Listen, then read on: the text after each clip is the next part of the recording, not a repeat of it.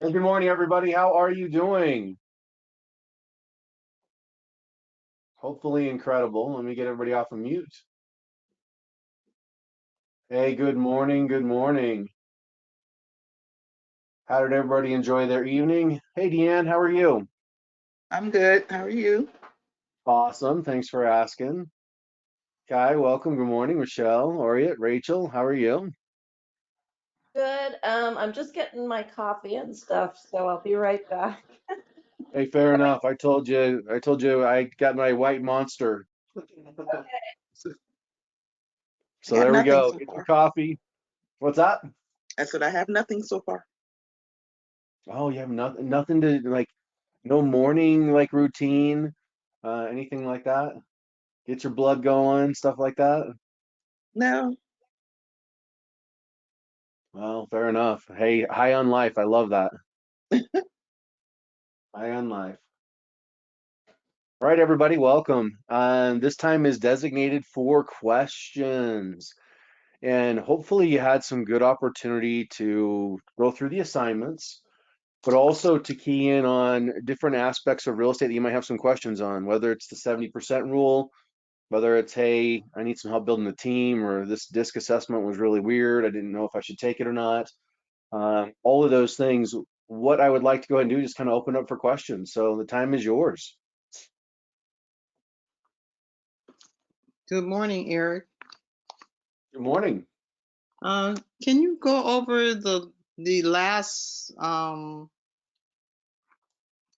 that we did the for 15724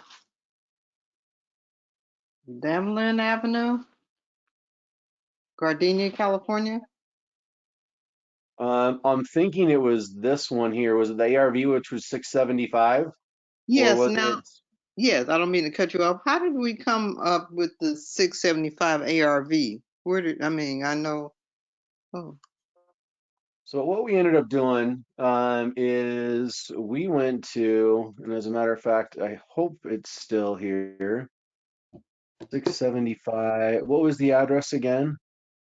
the address was 15724 Deblin Avenue, Okay. Deblynn. 15744 No, one five BEBLI. seven 15724. Okay. DEB. DEBLIN. Right, That's it LYNN. right there. Okay. This is one of the things we'll actually spend a little bit more time on today. But in determining ARV, so that's your question, how do we find what the value is? Now, initially, this right here, this box on value gives us a snapshot. That's not an accurate portrayal of what the property is worth. How we determine as investors what a property is worth is based on what other recent sold comparables have gone for or have sold for in the direct area. And so what we're going to go ahead and look at is this section right here that says comparables and nearby listings. Okay. And what it will do is it gives us a date range. It goes back automatically a year. Now, generally, we want comparables that are closer in time period, not a year back, maybe 6 months back or closer. Okay. Mm. We want properties that are similar in size, and the software actually gives us usually a plus or minus 20% on square footage. It goes out automatically a half mile radius, and these are the comps that we looked at. And we decided yesterday when we went through this that this kind of this main divider, this Avalon Boulevard, that these Mhm. comps over here on this side, on the east side of Avalon, would be in a different neighborhood. Okay, and so we looked at these comps right over here, and so 1, 2, 3, 4, and 6, and we decided that those are all in the similar neighborhood. Okay, Mm. and so Okay. we went off of those comps and we looked at the actual square footage, the 1304. Mhm. We looked at the year built, and then what we did is we came down here. Now, this column right here gives us like the most recently sold, tells us when properties were sold. Okay. Okay. Um, And if remember, this says 567, okay? And what Right. we're trying to determine is what would it be worth if we fixed it up, you know, to top of market, okay? Right. And so if we go ahead and look at this now, again, 1, 2, 3, 4, and 6 are all in that area. So 1 sold for 580, so that's more than what was up there. That was back in January. Mm. 2 sold for 619. Number 2 sold for 619. And if we Mhm. come over here, number 2 is 10 square feet larger, but it has one less bedroom. Okay. Mhm. So Mhm. generally, the more bedrooms you have, generally, it would mean that it would increase the value. Generally, okay. So Mhm. that right there tells us that that the value is higher than it would at least be in this range here of 619. It sold on June 23rd. And then if I come down here a little bit more, we said 5 is not in the area, but we did say 6 is. 6 sold for 735. Mhm. That sold on July 13th. So it's a more recent comparable. So it's a Yeah. newer sale. And if I scroll over, it is also smaller. So Mm. it's smaller. This is 1241. It's built the exact same year, and it has one less bedroom. And so in all reality, you could get bold and say that that property would be worth really close to the 735. And we were conservative on it and said 675. Okay. Okay. Okay. So how we came up with that ARV, and I'm glad you asked the question because I'm sure others have that same the same question. We just looked at the most recent sale comps Mhm. that are from the comparable and nearby listings. Now, Okay. that could be an estimated value based on, you know, properties on the other side of the road, different things like that. But that's generally how we come up with that valuation. So hopefully that Okay. helped. Yes. Very good. Thank you. Oh, for sure, for sure. Thank you. Andrew says cool on square feet default range. Good morning, Kakai. Yeah, you know, and the cool thing is, you guys, we can change this too. If we're not finding comps that fit into this range, we can actually come over here. Instead of saying a half a mile, we can go 0.75. Now, of course, the closer the property is to the subject, the more weight is what appraisers use the term weight. The more weight goes on that comparable.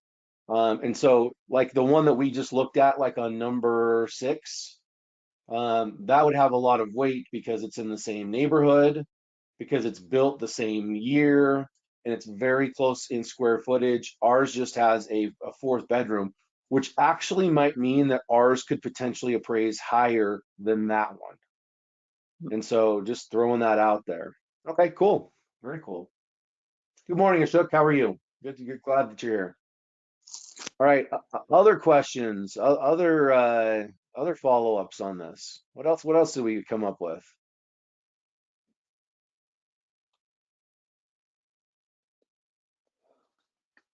Hmm.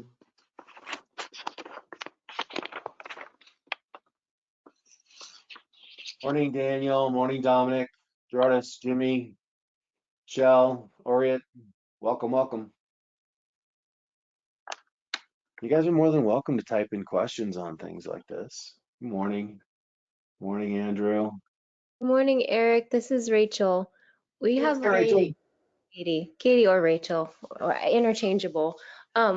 We have a question about tax liens. I don't know how to ask it. You ask it. This is the mother-daughter team in San Diego, and she's has a question, but she's not sure how to ask it. Go for it. Okay, so I don't understand a certain part about tax liens. Let's say I buy an over-the-counter tax lien. It is completed its redemption period, and let's just say it's a 10% state. I mean, I don't know the numbers, but then I don't foreclose and I don't do anything with it, and I just have this certificate, right? So does my interest rate increase over the years that I hold it, or and who's paying for that when When it gets paid I off. redeem it, or whatever you call it, when it gets paid off? Well, I love that question because that's a big question. Now, first off, I would say it depends on the state that you're investing in. I'm assuming that you're looking in Florida initially. Is that correct or no? Yeah, I'm just trying to Okay. understand the concept. Okay, so let's do this. So to answer the question, first off, every state has its own unique approach to tax liens and deeds. Either the state is a tax lien state or a tax deed state, or they're a hybrid and they have both, which is what you're referring to. That's Florida, they have both. Or some states like Texas can be redemptive deed state. But let's stick with Florida. If you buy it over the counter in Florida, the interest rate that you receive is 18%. Okay. And that starts from the day you make the purchase on the tax lien certificate. You then added in that question if it's past its redemption period, which would mean in the state of Florida, 2 years. So if it's Right. past the 2 year time period, you then have the ability to force the foreclosure, which means pay the roll up or the term TDA. And so what now the next part of your question was who pays the interest? Well, That like, interest is accumulating. Go ahead, I'm sorry. if I don't do the TDA and I don't foreclose and it goes on, so it's a longer period of time, is there more interest that's being accrued and who's ending up paying that to me? So it's 18% interest that you would receive. It doesn't change from that if you buy it over the counter, okay? So that's Oh, constant. What annualized. triggers you getting paid is either the owner paying their back taxes. They have to pay what they owed plus the 18% over time. Or if another investor who owns a tax lien certificate files for the TDA, they pay you off for your investment plus the 18%. Someone And so else can file a TDA. Okay, all right. someone else can do that. Now, Okay. here's the downside. If you do nothing and you let it pass 7 years in the state of Florida, it expires and loses its value. Okay. So here's the thing, just don't let it expire. What you would Right. do is once it gets close to 7 years, you'd file for the TDA. But So I haven't gained anything over that period of time. It's just 18%. it's accumulating in that. So when you do get paid off, you will get paid off. You don't get systematic payments of 18% payable every month or every 6 months or every year. It's payable when those events happen. Either the owner pays their taxes or another investor files the TDA or you file the TDA. So still just a little clarifying point so I know that I understand this. It's 18% period Per year. It's per year, 18% simple interest period per year. per year. And it updates just think of it as 1.5% per month. Okay, and it updates every month or, Monthly, updates monthly.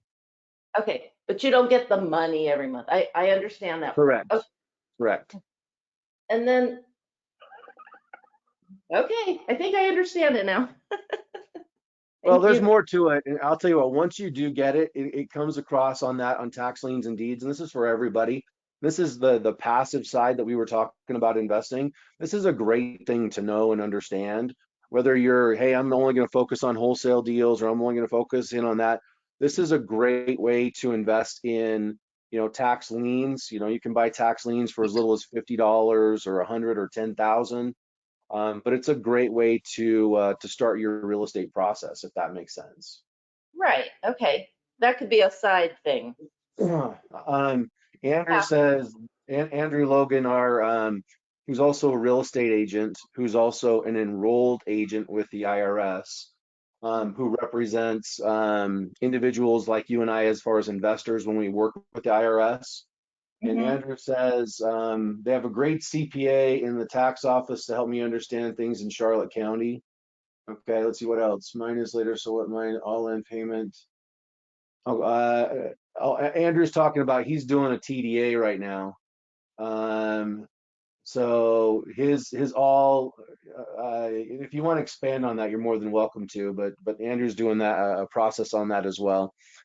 So in doing that, just understand that. How that works, if you get 18% if you're buying over the counter, It expires after 7 years is the big thing. And then just develop your strategy that way, and you can do it consistently. And the beautiful thing about that is you can do it remote, and you can do it through Marketplace Pro. And I promise to make sure we spend a little bit of time on Marketplace Pro today. Okay, cool. Thank you. All right. For sure, for sure. I love questions that lead into like an understanding, a better understanding of the entire process.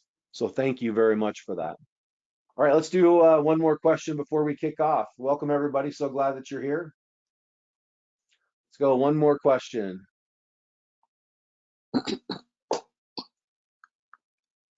You're maybe waiting on the edge of your seat.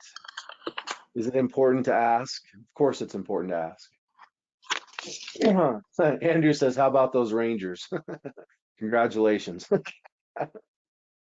So, Eric, I just have a question about 1031 exchange. Does that make a difference for the buyer when the seller is selling Ooh. for 10?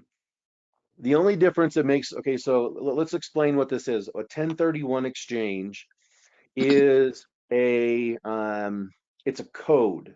And Andrew can like give me some direction on this if I go out of line here. It's an IRS code basically that you're selling an investment property that you've typically owned for at least 2 years, and the owner of that property is using the proceeds to invest in another property or properties. And so they're taking either the whole amount or a certain portion of that, and they're investing it in other properties, and they're delaying their capital gains taxes. And so it becomes advantageous for the investor to do that because they keep all their money continuing to grow. And so your question was, does it affect you as a buyer? The only Yes. way that affects you as a buyer is you'll sign a disclosure that you're complying with a 1031 exchange. That's the only thing that really will be a part of that process for you. So if they're saying, hey, 1031 exchange, and you're reading it in the notes, don't worry about that, because the only thing you'll really have to sign as a buyer or disclose is that, hey, you're participating and understanding that the seller's doing a 1031 exchange. And to take Okay. that a little bit even farther, what happens is on a 1031, the seller has to decide ahead of time that that's what they want to do, because when they sell it, the money goes to a qualified intermediary that holds the money until the seller decides where they're going to invest the money. They have 45 days to identify, up to 6 replacement properties, and then from then they have 180 days to close the deal. And so it's a great strategy to use. So if you guys want to hear more about 1031 exchanges, and for those of you who just want education in real estate, it's a good thing to know and understand. But there we go. Great question. 1031, love it. The only thing I want to add to that is that the property that you want to, I guess, acquire in this exchange, it must be like kind. So if you're doing a, oh gosh, I don't know. If you're doing a strip shopping center, you can exchange that for a duplex or something like that. So they have to be, their use has to be similar. Income property, and then I would say even dig a little bit deeper on that. And so that's a great, that's some good feedback. And I think, go ahead.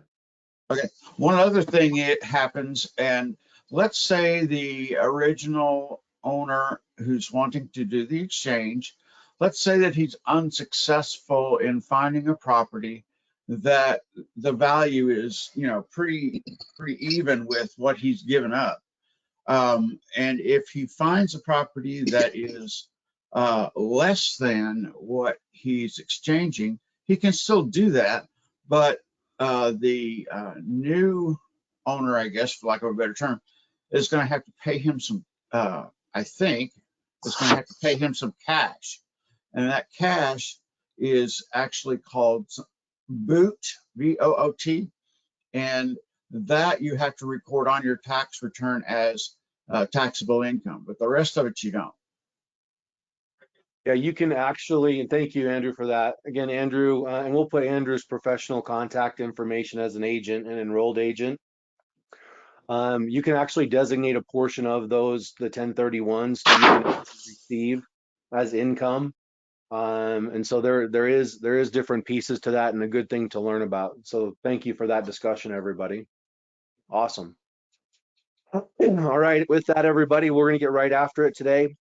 Hopefully, everyone was dreaming about real estate, tying your goals to your purpose and your why, and going through running your assignments, doing your flipper list, looking at deals, and just getting ready for our discussion today. So welcome back, everybody. We're going to kick things off, and let's do a quick assignment review. On our assignment review, as you have questions, like I said, you're more than welcome to ask them anytime. But let's go ahead and on our review, let's go back to our assignments from yesterday. All right, here we go. So first off, let's take a moment, and I know we've all been dying to do this. I know it's one of those things where it's like, I really have to go get my physical every year. Yes, you do. Do I really want to get clarity on my goals? Yes, you do. Okay. And so on this, let's take a moment, type in what your goals are. And if you want to speak it out, you're more than welcome to. But what are your goals? Kind of short term, it doesn't have to be 30 days, it can be 60, it can be 90, and 6 months to 1 year. What are your goals? And then interweave that with your why. So feel free to go ahead and post those up. Ready, go. This is one of the things I want you guys to walk away with from, so that you have clarity on your goals. Remember while you're typing this in that it's all about, your GPS, where you're going, and that you have a clear destination on where you're heading, that you're learning in the process, and that you're able to move forward that way. So feel free to get started on your goals and your objectives. So glad that you're here. Got a couple of new faces from yesterday. Welcome. What we're doing right now is just a quick recap of yesterday's assignments, and then we'll get after looking at properties live. We got a big day ahead of us. So how are we doing on the goals? All right. Patricia says, acquire one property for a flip, list it and sell it within 6 months, 1 year. Awesome. Awesome. Awesome. Kai, hi. Awesome. I know we have a lot of other goals going on out there. Fire away. 30 to 180 days. Okay, awesome. Get your first property for a flip, list and sell it. Well, the great thing about this process is, remember, quick start is you understanding how to do your evaluations, which is your ARV, use your 70%, come up with your maximum offer, and then be able to move forward on that. Need a few more of the goals, guys. Let's do that.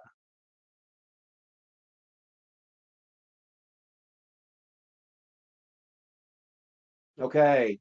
Rachel says by February 2024, we'll have acquired and wholesaled properties to pay off our $25,000 investment in mentorship. Brenda says wholesale 2 to 3 deals within the next 2 months. Excellent. Remember how we talked about averages on that yesterday as far as that goes. Gerardo says 1 to 3 months.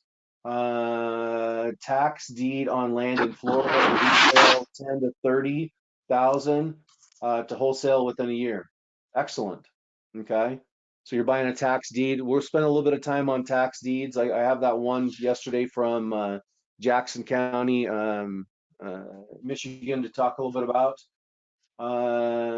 Tax liens first, then feeling comfortable with the process. Awesome. Excellent. All right, let's get a couple more going. Each month, Rachel. All right, now we're cooking. Now we're cooking here. Each month making $10,000 a month from wholesaling. And remember how we were talking about the average wholesale deal? 15,000 is what we talked about. And to reach your goal, that's basically doing one every other one, essentially. So if you're at 10,000, just divide that out as far as how many you need to do. So pretty straightforward. So that's not even one a month, so that'd be awesome. Okay, very, very cool. And then remember also how we did the wholesale buyer list or the flipper list. That's a great way to go. All right, there we go. Christian, this is some good stuff here. Christian, let's see what he got. One wholesale deal, one rental, make at least 50K. Attend the Las Vegas Expo. Excellent. With a makeover of mind and body. Oh, I like that. You see the all of the great things that are going on that way. Makeover mind, building relationships, growing my knowledge in 6 to 12 months. I want at least 2 more wholesale deals, 2 more liens bought, 1 more rental deal, and the ability to put notice and quit my job, earning 100K after paying off my schooling and credit card fees. That's what I'm talking about. Okay. Oh, and I got the clarification. This is Christian's wife, Deborah. Now, I like see how clear those objectives are, and as we build our team, we want individuals like that on our team to have that clarity to be able to do that. Thank you so much, Deborah. Appreciate that. So with that, you guys, awesome job on your goals and objectives. Just make sure that you've got that locked in as far as what that looks like for you. And thank you for sharing. Bernard says, excuse me, 30-day goal to make an offer and start on a flip. Have at least a couple of wholesales to make enough to pay for my investment. So just basically getting an ROI on your education. Excellent. And I want you to go beyond that for sure. You know, we learn this process. You can duplicate it. You can make this as big as you want, because remember when we talked about the foundation? So that's what we're here to do, is help you build that foundation and moving forward. Thank you, Bernard. All right, with that, everybody, awesome. I'm feeling great about that. So nice job. How did you guys do on creating a flipper list? Did anybody do that? Oh, hold on. Lashante said a couple other things that came in. 30 days, know with confidence how to evaluate properties. Very, very clear. I like that. Run the numbers, find at least 30 potentials per week. 60 days to have secured my first wholesale deal with a closed profit of 18,000. That's a very direct pathway. Excellent, Lashante. Thank you so much. Okay. And if anybody else is still typing, I'll make sure we acknowledge those goals and objectives. All right, open mic, everybody. You're more than welcome to come off of mute. But talk to me a little bit about how you all did on creating the flipper list. Remember when we went into Los Angeles County, and then it became a thing about the Dodgers. I know, I'm just joking. But we went into LA County and we looked under the flipper list to find out who's actively doing flips. And we took that property and kind of deconstructed it. And we looked at the finished product. It was a 3-bedroom, 1 bath. And we looked at it was on market for $750. And we looked at it and we go, oh, okay, well, if we run the 70% on it, we would offer $455. And on that, and we found that list through going and doing the flipper list. Did anybody go through and run that? Yes, no, maybe so. Yeah. Yes, I have Rachel says- done a list, and I have found a few of the same flippers in the area that I live in Mooresville, North Carolina. Oh, excellent. Mooresville, North Carolina. Let's go ahead and do that. Yay, thank you. Morrse. There it is. Yes. Okay.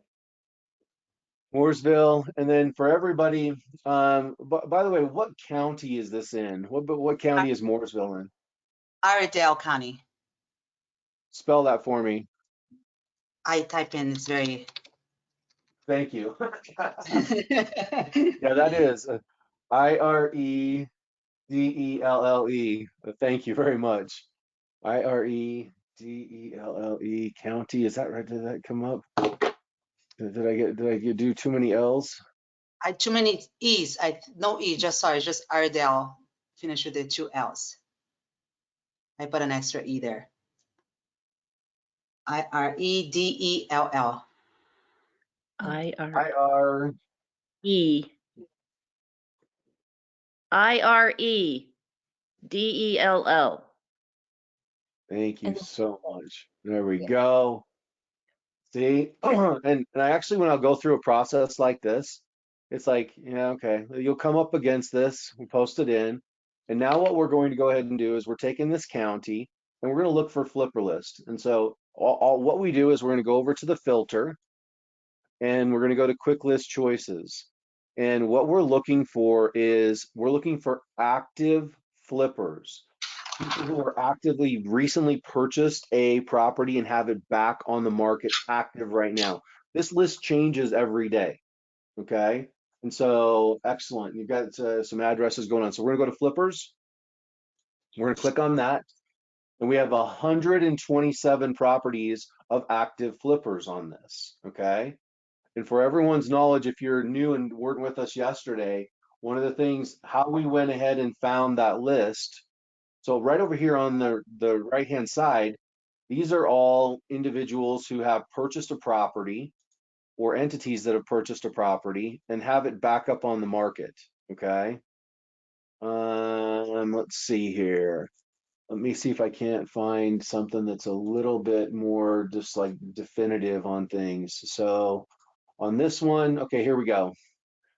This one right here was purchased on March of 2023. Now, and they have it on the market right now. Is that a quick flip or a long flip? Quick. So what I mean, our target is usually what we want 3-4 months, get it back, get it sold. So That's we're into this, like, so we're 9 months into this thing, right? Oh, yeah. 8 months into the thing, doing my math the right way. 11 minus 3, so 8 months into this. Okay. They bought it for 95,000 and they have it on, it's pending for 239. 8 days on the market. Now, why would we want to know that? Well, we can look and see the work they did. Okay. Looks nice. Yeah, I think they did really good on that. I mean, I think they probably kept some of the original ceiling. I mean, this is a nice color scheme. Nice. So it's just giving you like what they ended up doing on it. Now, why would I want to know or have this as far as for those of you who put as far as wholesalers, you can simply go ahead and go in on this list right here because we've got 127 properties that have been recently purchased and put on back on the market. That's going to help you find your contractors. That's going to help you find, your flippers right here. So Carolina Sky Investments, they're right out of Statesville, North Carolina. And how about this one right here? Does anybody buy houses for $30,000 anymore? Yes, Lenny. Yeah, Rarely well, text guess usually. these guys did. These guys bought it for 30,000. Let's look at the mortgage and transaction history. No, they paid cash for that. They just bought it directly from the owner. Good for them. And so let's go back over here and look at what it's listed for. I don't know about you guys, but that's a nice price increase. 279.9. Jackpot. That's money. Like you guys, I like that. That's and yeah, $30,000 investment. It's a nice looking place for $30,000. This vacant was it a vacant lot? Oh, actually, you know what? It probably was. Probably was a vacant lot on that. So it does say year built 2023. Okay, so they put that house up on it. Okay, fair enough on that. That was good. But let's see, Cherrysville. This one, yeah, this one they put 25,000 for that one, and that one's pending for 97.5. Okay, depending upon how much they put it. This one says sold as is. Okay. So they probably didn't do a whole lot of work on it, is my guess. So, but the idea behind this is we find the flipper list. And if we wanted to go ahead and do this, if I click on the select all in this county, Iredell County in North Carolina, and I wanted to save or add to list, I'll go ahead and create a new list and I'll call it IREDELL County. And I'll say save. And what I'll do is I'll come over here to my properties once this is saved. And if I want the actual list, okay, I come to my properties, and I go to,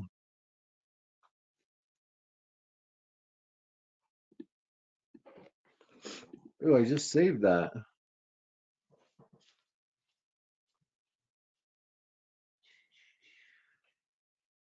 Did I not save it under Iredale? Yeah, I Cornered saw it. a little bit. There it is, 127. Okay. All right, so with that, here's that list and here's all the names. Now remember, you can reach out to these individuals. They can be wholesale buyers. They're showing you who's doing what and how much money is being made in your direct area. And so what you could do is if I clicked on all of these and I wanted to get their phone number, now I could export this list and I could reach out to them. But I can come over here to new campaign and just say skip tracing. Let's say I want the phone numbers of these 127 contacts. I'll say next. And what they're going to do is any investor that's doing more than one flip, they're not going to charge us multiple times for if they're doing 4 or 5 flips.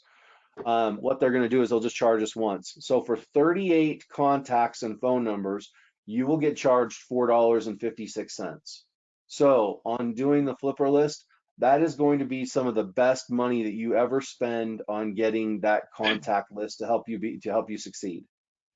Eric, So, quick question. yes. I made my list and I just kind of picked recent properties and flips that were somewhat the price range that I was looking for. But for this, since it's one price for every contact, would be better to just kind of select all the flippers in the area and then do this, because every time it's going to be a $5 charge. Is that what you're saying? No, 12 cents. 12 cents Well, per 12 lead. cents per that you pull. Yeah, I mean, if you come back in and pull the same list the next day, you could do a date range that says like after this certain day, so you don't pull up the same list continually. But yeah, you can pull that up. So if you come back and you pull a list again the next day, as long as that property is still active on the market, it'll show up in the flipper list. Okay. So Okay, once the property, go ahead. No, I said thank you. I'm understanding. It will be better to do it. So, and if If I it's clicked on place order, what it would do, a coffee cup will come up and spin and it will say, go grab a cup of coffee while your list is basically put over here and emailed to you. Okay. So you're going to have your list there and you can decide how you want to reach out to them.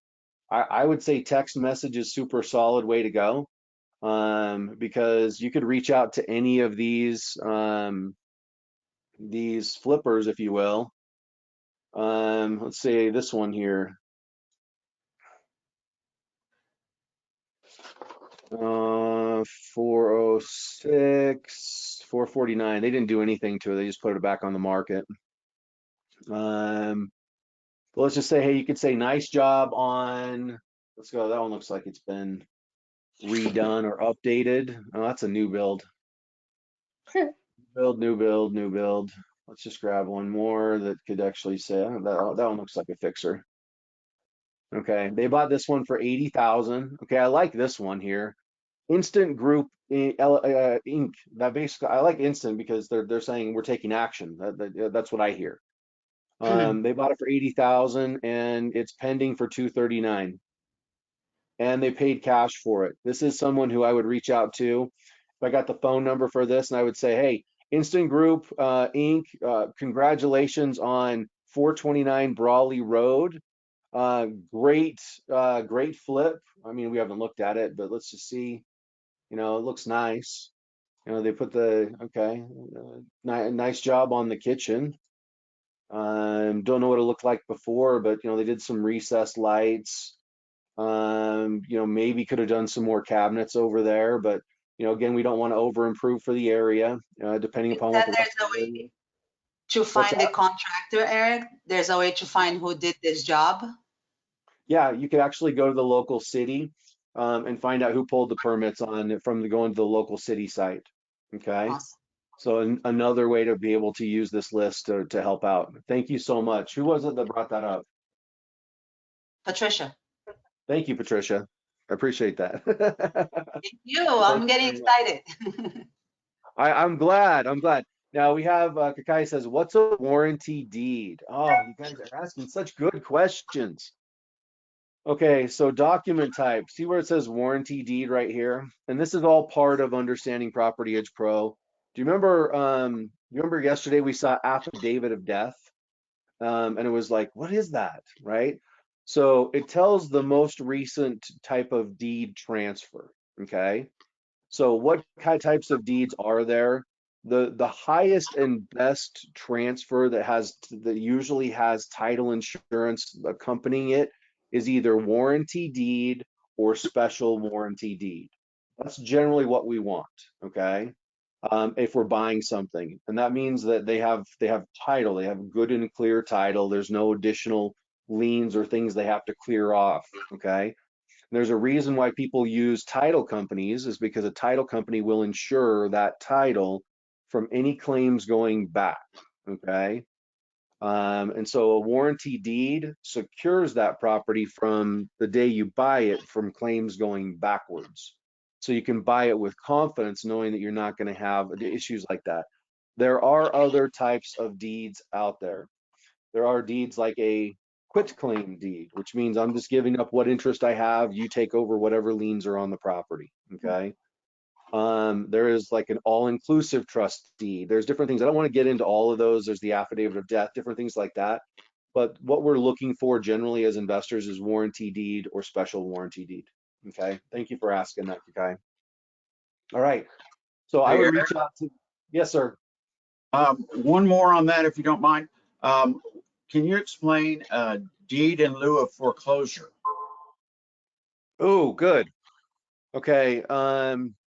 Deed in lieu of, and you'll actually see that as well. So what deed in lieu of foreclosure is, let's say I am that, you remember the house that we looked at yesterday that they owed 205 on it? And let's say, well, actually, it doesn't have to be any specific example. Let's say I own a house and I'm going through some really serious challenges in my life. Okay. So financial or health crisis or different things along those lines. I haven't been able to pay my mortgage in, let's say, 8 months. Okay. And the bank's breathing down on me. And the bank's like, hey, we're going to foreclose if you don't, do this. And let's say if I sell it, or if I don't know someone like us to sell it to, and I'm just kind of feeling things are getting overwhelmed, I might actually just sign the deed over to the bank. So that what that basically means is I'm giving ownership to the bank instead of having the bank foreclose on me. I'm going to sign back my ownership or sign my ownership to the bank and say, here you go, bank. Okay. And sometimes you'll see that if you actually go into, let's do this for a second on this, and a really good question. So if you go into bank owned, let's see, I'm going to get rid of the flipper list. I'll get rid of this, and let's go to bank owned over here. So bank owned, so foreclosure. So some of these you'll see deed in lieu of, or so trustees deed. So that actually trustees deed means it went to auction. Okay. So that's probably a sheriff sale when you see trustees deed. That's how it was acquired. And if you go and look at the linked property mortgage and transaction history, you'll see, let's see, new construction, cash, but usually trustees deed right there from the Trustees Services of Carolina LLC, and they bought it for 134 cash. So that's hey, look at this. We're all getting elevated on our real estate information. Who knows? We're going to talk about deeds today. I love it. Well, we're going to talk more about deeds too, as far as moving forward. So everybody good on that? We okay? We liking the flipper list and understand how we can use it to excel and succeed? Yes, Eric, are you gonna finish what the conversation was? You were saying how we could reach out to the actual buyers and say, great job on such and such, such and such. Yeah, and so what I would do on that is just you say, hey, awesome job on the property. Put the address, and you say, I have deals. What are you looking for? Because they're an active investor. The idea is you want to create a connection and you want to add them to your wholesale buyer list. Okay. And so in doing that, you know, or you could say, hey, I have deals. You want me to send them to you? What are you specifically looking for? The interesting thing is that normally we can ask the question, like we'd want to know, well, what area do you focus in on? Well, we kind of already know that, right? What's your price range? Well, we kind of already know that too. Are you a cash buyer? We kind of already know that too. What type of property do you like? Well, 3-bed, 2-bath is the one you just did, so we know that. And so what we're doing is we're trying to engage the relationship, okay? So so we can work with them. And here's the thing, what you'll find is investors, you guys, please, if you take anything away from today, take this away. When you come across other investors, you're going to see one of two approaches. You'll see the scarcity approach where people will go, ooh, I'm going to keep all these deals to myself, okay? And you'll see the abundant approach to where it's like there's plenty of deals out there for all of us, and there really is. And so you want to be around investors who are like, hey, yeah, for sure.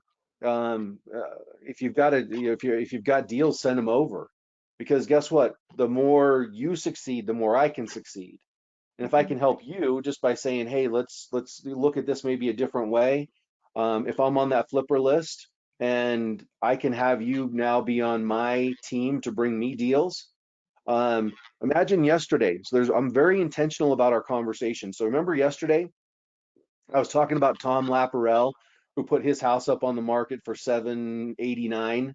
And he's like, I asked him, okay, well, what about your next deal? And he's like, well, I had a contractor that I know bring me the next deal and said, hey, because they know he does deals, right?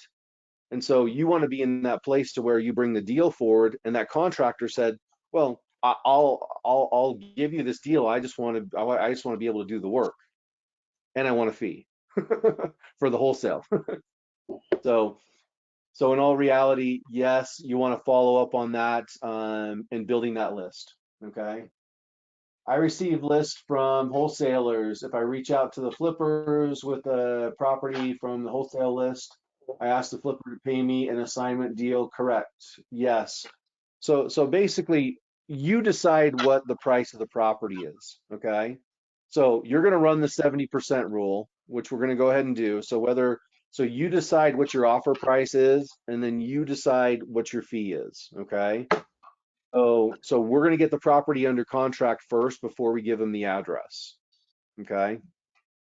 So we'll talk, I like this. We got the wholesale deals going. Love it. And then one more Okay. question on Okay. the pulling the list of the contractors from the site, the city sites. What are some ways that you can vet those contractors, right? You see the work, you say, oh, okay, this looks nice, but how are you vetting them to make sure this is somebody you want to work with? And you guys are more than welcome to type in anything on this. How do you vet your contractors? I love referrals. I love seeing pictures of completed jobs, okay? Recent ones, okay? So what job did you just finish? Give me 2 or 3 referrals. That's going to be some of your best, your best ways to vet. And then you have conversations with those individuals. Would you recommend them? How long did they take? You know, things along those lines. Great way to be able to vet them. Thank you. Rachel says, seeing that they are licensed, I think is contractors licensing site, BBB site. In some states, you guys, it's not a requirement to be licensed. I think it's a good idea. And here's the other thing. I like licensed, bonded, and insured, even if they don't have to be. So that means that you've got some additional protection on that. And I also like that they're in a place to where it's like, I separate myself from paying them directly. I have everything run through the title company. So they have to meet certain benchmarks to be able to be paid. And that's how I work with my contractors. Okay, awesome.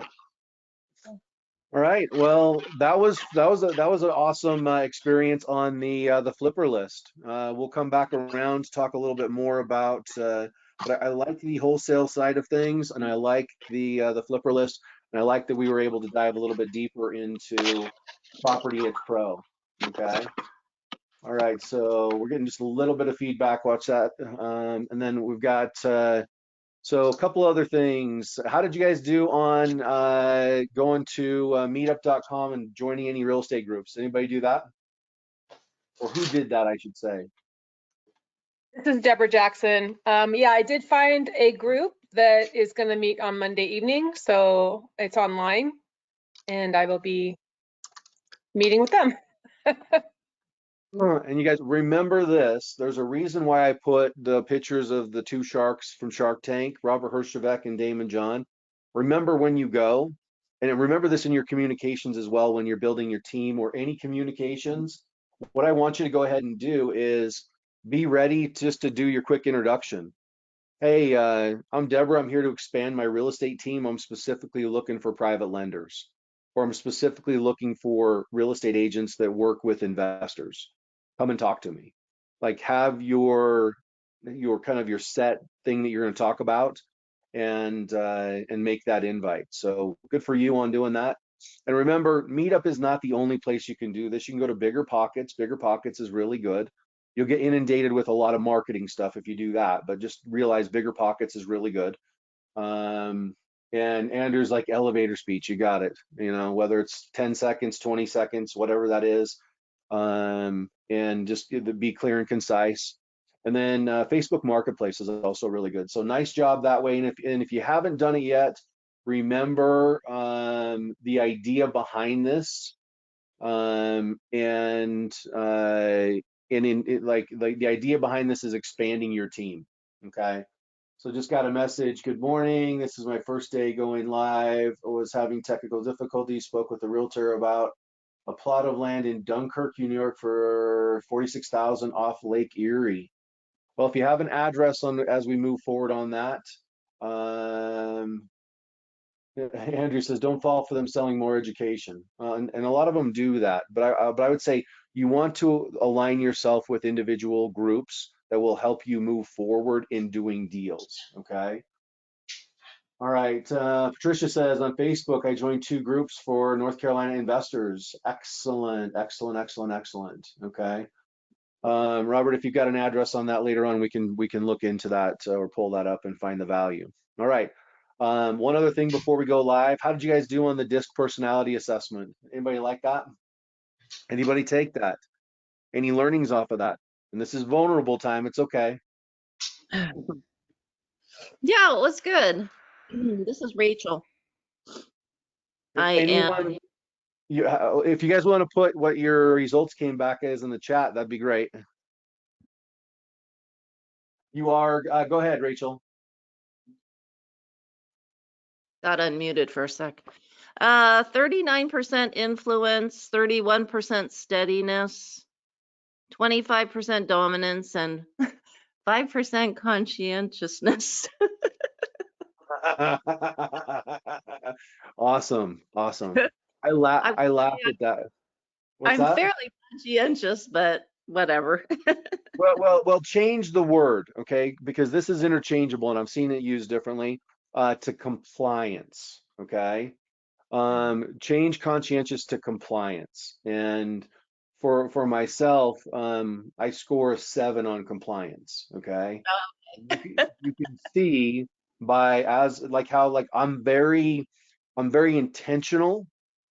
I'm not going to follow like a slide.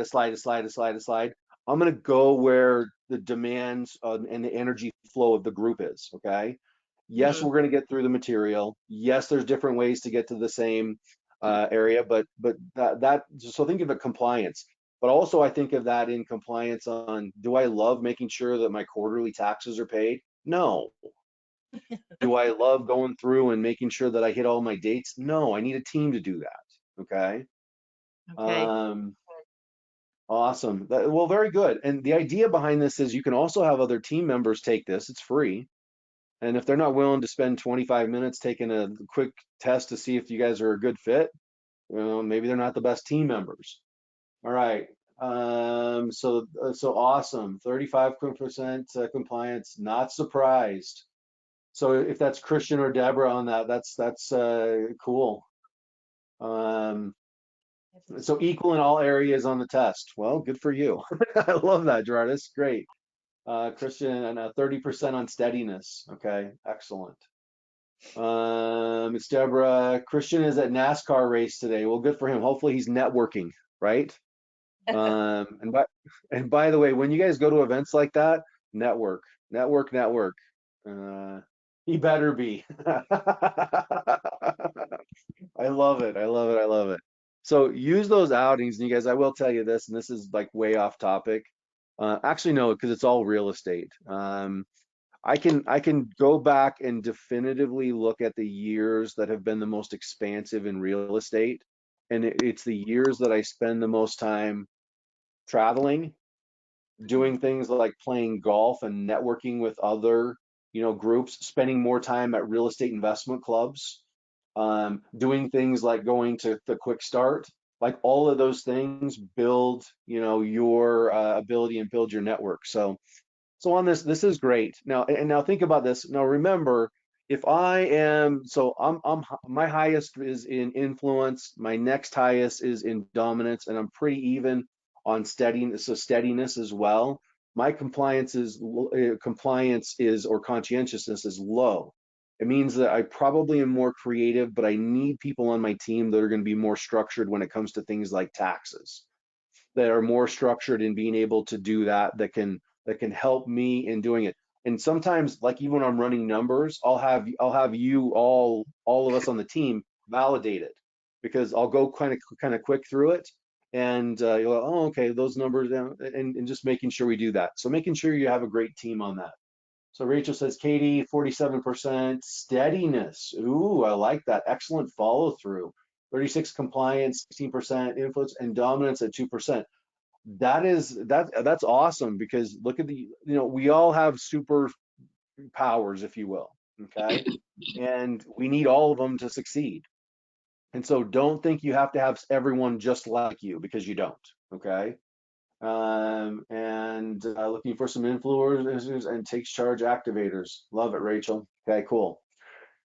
All right, so you guys get the value behind that. That's on 1, 2, 3 test. I'll include that in the email that I send off today, and the email will go off before we end our discussion today. All right, well, I think we're to the point of going live on some deals, and then here's kind of the day today. I made some notes. We are going to spend a little bit of time on funding, and make sure you have a funding list. I promised that we would do that. We are going to go through properties live. We're going to talk some seller finance deals, and I'm going to bring up some actual marketing advertisements that I actually received this week. I'm going to talk a little bit about some of the tax deeds that were purchased in Michigan. We're going to spend a little bit more time on Property Edge Pro, making sure that we've got that set up. We'll touch a little bit on Marketplace Pro, and the idea is we will do, yes, we'll talk offers. Yes, we'll talk treating your business like a business. But the idea is I want you to walk away today understanding more about yourself. That's why we do the disc. Having clarity in your goals. I feel like you do, okay? Being able to understand what you need to do to run the numbers to get your ARV, come up with a maximum offer, and be able to consistently move forward with the help of your team. So all of those things in place, does that sound like a fair focus here over the course of the next couple hours? 2 hours and 15 minutes. You guys cool with that? Yes. Okay.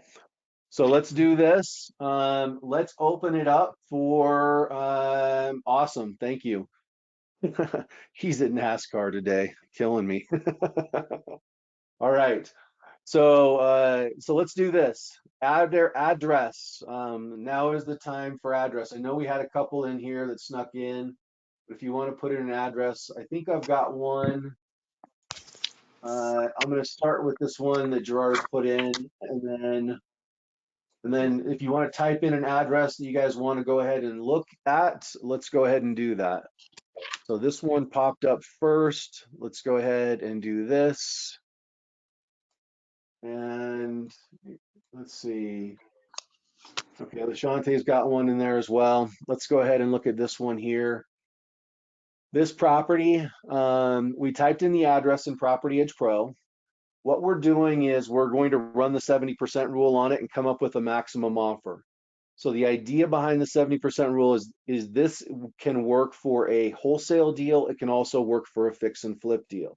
So we're going to run the numbers and come up with a maximum offer and then go from there. Now, while I do this, go ahead and let's see here. Gerardus, what made you choose this property? I'm looking for something for closure in about that price range, 600,000. Try and maximize the profit around 100,000. Okay. Do you guys want to see something unique that, you know how I like to tie things together?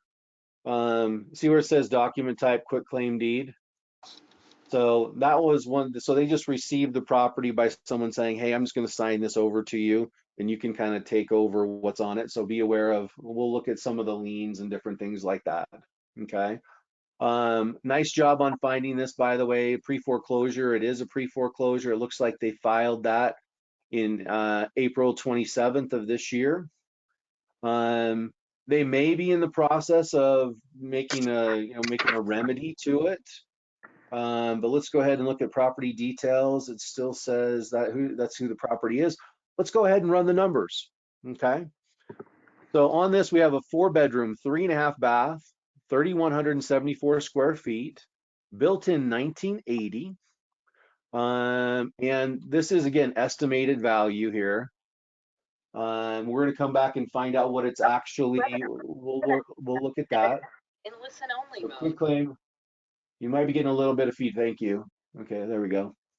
All right, so let's go ahead and look at this. Let's go over for ARV. Let's go to comparables and nearby listings. And remember, it's got our parameters going back a year. It's got plus or minus 20% typically on our square footage. We're a half a mile out. And let's look at this and see what we have on the map here, okay? So what I'm looking for is kind of some main dividers, okay? And we've got this kind of, this looks like a little bit of a divider here. This Hampton, so it looks like a divider, and it looks like most of our comps are kind of right in this area, except for 13, 14, 11, 19. So that looks like it's all pretty much a similar neighborhood. That is, but 1 and 2 are probably going to be our best comps. You know, we can look at, because that is connected this way. You can still get over to this. Okay. So up through the first 6, and then there's a cluster of them over here. Do we have anything else with this property that we see that kind of stands out? It's on a cul-de-sac. That could be certainly in demand. Looks like, is that a running trail? Well, that's cool. Oh, It is. Okay. All right, let's go look at some comps. So we're looking at that. We're looking kind of we want comps in the same neighborhood. Okay, so the first thing we want to do is we want to look for recently sold comps. Okay, this one sold in June 23rd, 2023. And many of you may ask, why does this show up as crimson? So that means either someone has totally redone and got all new permits on that property for new construction, or they have built a new construction. Okay. And so that would actually be a pretty good comp if so they did 6-bedroom, 3-bath. It's built in 1980. And so they went in, they pulled the permits on that. That's a really good comp because it's right next door, right? As a matter of fact, let's see here. So it had 2 more bedrooms. There's 6 It has bedrooms. it has 2 more bedrooms. You're right. And it's just slightly larger. Okay. And that next one there, 629, that may not have had that done, but I'm telling you, that's probably going to be your best comp right out of the gate because it's like immediately next door. You may get a little bit of a bump here, having a little bit bigger backyard. But yeah, So let's say you're in this and you're saying 600. So this says 584 on that. Let's see if we have any others that went for beyond that. All right, well, let's do this. Let's actually, so if Number this one's 3 was one I looked at. number 3, that recently sold. Number 3, I believe it was 4-bedroom. 4-bedroom, a little bit larger lot. Okay, so 638. Let's see where number 3 is. Okay, down around the way right here, kind of backing up to that canal or whatever that is. Just like that one. That's a good 3 and 4 would be good comps that way. So 3 and 4. Okay.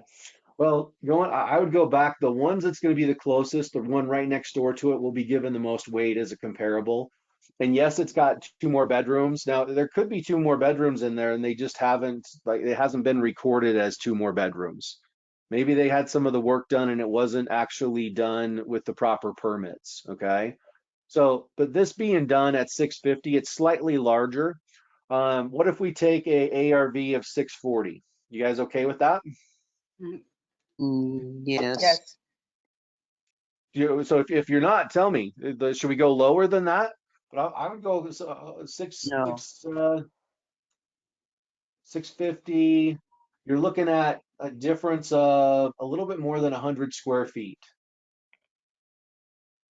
I think 640 is good. It also has an extra half bath. So that's value. Ah, nice point. Nice pickup. See how as a team? There we go. There we go. Love the creativity. See, this is what happens when you have a team. Because it's like, hey, check this out. What's that? I went down to 600 because about 4 more other ones are priced at about 560, 580. So I figured 600 was going to be a good ARV.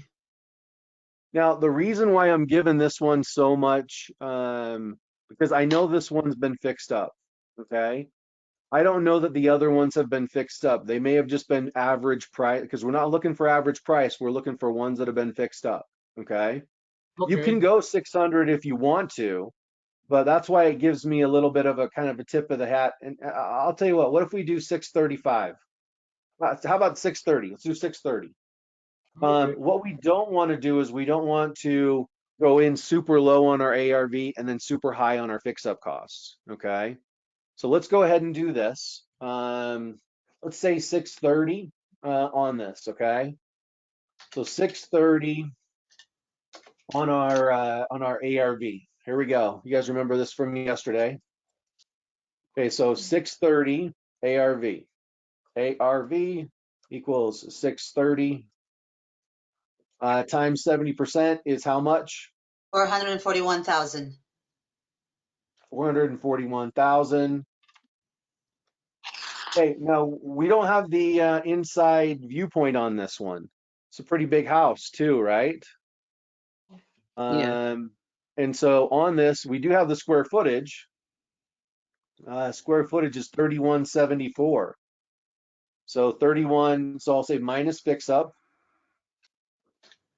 3174. And if we go off of what we talked about yesterday, should we go off of $20 a square foot or should we go off of $30? 30 because it's 30. bigger. 30? Okay. That's going to be a spend, right? Okay, what's 3174 times 30? 95,220. 95,220? Correct. 95. And what's our maximum offer? 345, 780. 345, 780. ARV is 630. And what's 20% of 630? 126. 126? Mm-hmm.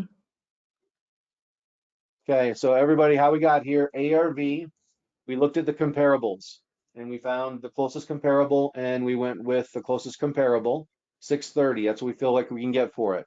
We times that by 70% because we're withholding 30% for holding, selling costs and profit. Minus our fix up. We went pretty big on the fix up of 95,220. It may or may not need that much, okay? We have a maximum offer, and then what we do is we take 20% of what the ARV is to determine our estimated profit. So at $126,000, you guys, if we can get the property for that, so for 345, what do they owe on this one? Does it say what they owe? 300. 230. 230. Okay. So in a sense, we probably could get them some walk-in money, right? Yes. So in all reality, I would definitely reach out. And this property is not listed, correct? Or maybe it is. Off market. It's off market. Off market, okay. Oh, it's sold. Oh, no, that It was sold in 2022. last year.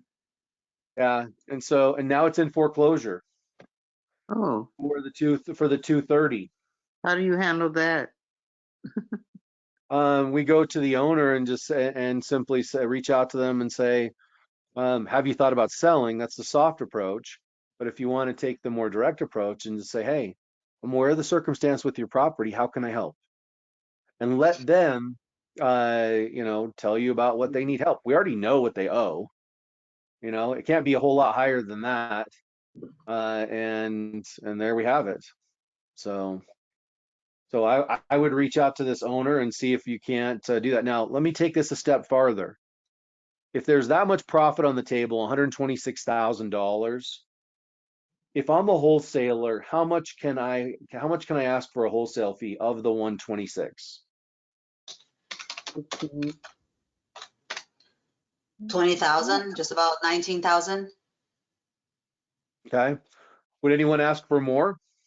Yeah, because it's a bigger profit. Would I Probably ask I for would. 30? Yeah. 30. Would I ask for 40? Yeah. Yeah. Mm, Is It's 50 not- pushing it maybe? yeah, 50 's pushing it because, the buyer has to make money. Yeah. Okay, I love that. See what we're learning from all these perspectives. The buyer does have to make money on it, but if you make 50 and they still make 76, I'm okay with that. And if you go back and you look at the state by state guide that I sent, that's a little bit higher than what's going on in Colorado right now. So that could be that could be a nice wholesale deal for somebody up to $50,000. So what you would do is you would put the property under contract. And yes, we'll talk about properties going under contract here in a moment, but this is a nice deal. Would you guys do this deal? Yeah. Yeah. Okay, hands off on this deal until at least 2 weeks from now.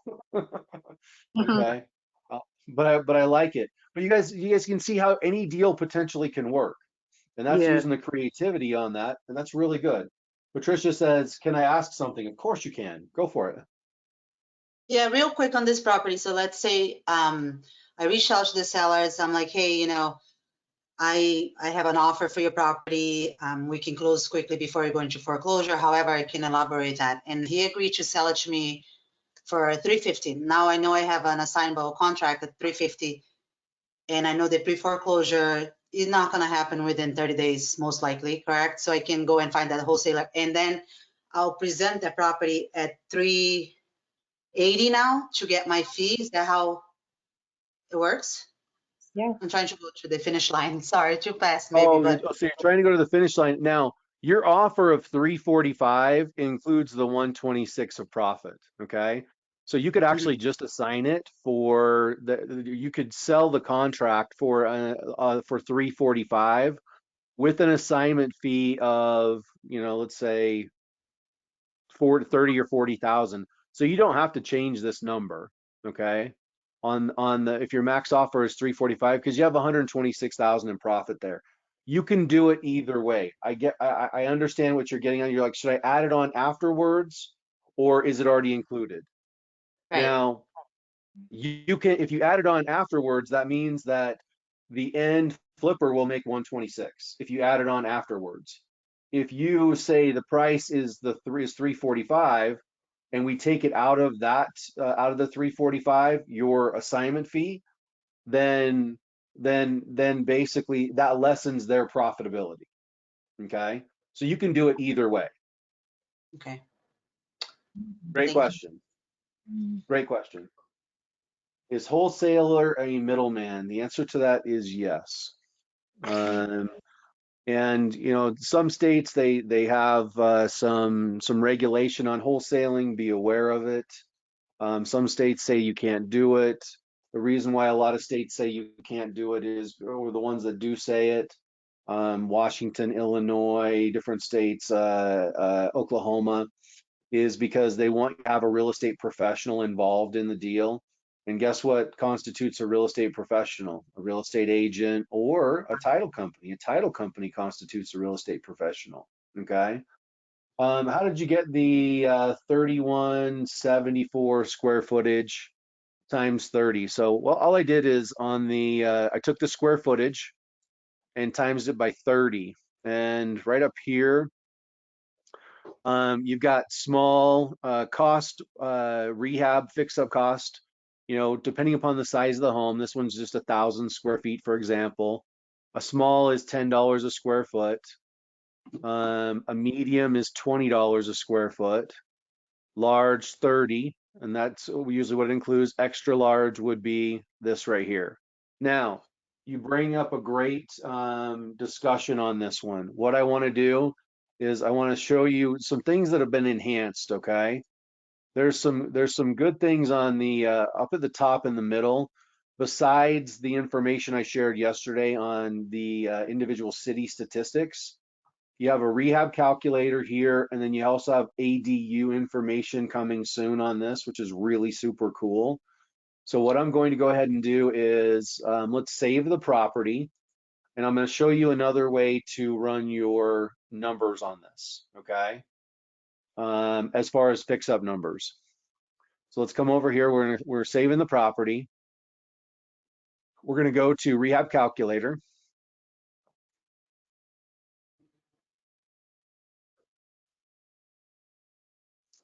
Okay, so help me out on this, guys. How many bedrooms is this? 4. 4, 3.5. You guys remember? Help me remember these stats on it. So 4, 3 baths, 1 half bath. What's the living square footage? 3,174. 3174. Year built? 1980. 1980. Okay. All right. This information comes to us from the county record. Let's estimate a new project cost. Let's go. Now, property built in 1980, we're probably not going to have to gut it, right? Maybe we will. Might, yes. Oh, Should we say well, let's go ahead and do this. Let's check this out. You've got these 4 sections you can choose from, and there is another 4 section down here. This one at the top is complete remodel by area. Tear it down all the way to stud, build it back out, okay? Search by popular projects. Hey, maybe I just want to do the kitchen. Maybe I just want to do the countertops. Maybe I just want to do the flooring. Maybe I just want to paint the interior and exterior. Individual actions, maybe this is more of putting a fence up or putting a palm tree up, which you're not going to do in this area, right? no. I mean, you could, but it's probably not going to live very long. And then over here, this is like permits and different things like that if it for any reason doesn't show up. But let's go to complete remodel by area. Now that we've put all that information in, we're going to, you guys, this is how simple it is. Let's say we do all of this stuff. Now, I don't know that we're going to have to do all these things, but just for example, let's go through this. Now, built in 1980, we're going to need to do a bathroom remodel. Agreed? Yes. Yeah. Now, we want this to sell quick. Are we going to do the doors? Yeah, no, maybe so. Yeah. Exterior? Yes. What do you guys think? Yeah. Yes. Interior Yes. doors? Yeah. Yes. Do we need to do the electrical refresh, you think, from 1980? Okay. Yes. Okay. Do we need to replace the flooring? Yeah. Yes. Yes. HVAC? Sure. Yes. Why not? Kitchen, no, we love 1980s kitchens. Just kidding. We're gonna do that. Lighting, lighting is nice. So we'll say yes. Interior lighting, yes. Paint the exterior. Yes. Now remember, we're doing all this, and we may not have to do all of it, but we're gonna paint the interior too. Plumbing, refresh, replace angle stops, sure. Do we need a roof? No. They've done their Sure. roof since 1980. They've gotten a roof or two. Okay, so let's say we leave that off for right now. We'll leave it off. We'll say water heater. Are we gonna need to do windows, you think? Yes. They probably used aluminum in that year, I'm guessing, if they haven't replaced it. We'll do, man, we're doing all of it. Okay, so we might not have to do all this, but let's just say we have to. Now, watch what happens when I say continue. What this is going to do is this is going to take into account the area, labor costs, different things along those lines. And are you guys ready to look at the project summary? Holy cow, if you do everything all the way down and rebuild that thing out, you're going to spend a lot of money, right? Gonna let them do some of it. The buyer's gonna do some of it later. Well, yeah, and we listed all of that stuff out, and you can change the quality of it too. You can go from good to, and this, you got to remember, guys, this is a big house, if we're doing the downstairs and the upstairs. And I will tell you, generally it's less to, if you go the economy route on this, but this is just as an example as far as how to check this out. And I would stick around that probably the $30 a square foot. But here's the thing, it's all about the comparables on this, okay? So what I would do, so the cool thing about this is you can go ahead and you can look at the project details and you can change any one of these things, to 1 to 0 to make adjustments on this to what, you can use this and have this available when your contractor goes to give you a bid, and you can compare it and go, oh yeah, these guys are in line, or oh no, they're out of line. Or we can go by certain aspects of that project. Now remember, we're not probably going to have to take everything down to the studs and build it all the way back out. Okay. We may, but in doing this, let's go ahead and let's see. So we were looking at this. What is the website, says Patricia? This is what's called Blue Hammer. And you guys, it's a part of Property Edge Pro. So all you do is if you click on the rehab calculator, you want to save the property first, and then it takes you right directly to Blue Hammer. I'm going to show you another way of doing. Oh, one thing I wanted to do is I wanted to look at the property next door. You remember that comp that was right next door to it? I wanted to see some pictures on this thing. Oh, yeah. So let's see what they ended up doing on this and how good of a job they did. Okay, no pictures there, but I'm going to copy the address, or copy the address, and I'm going to go ahead and look and see if we got anything on Zillow, or maybe they just have one picture. Oh, we got some pictures. Okay. Nice. All right, guys. Okay, looks like they did some work outside. They made it nice. They painted the exterior. How'd they do?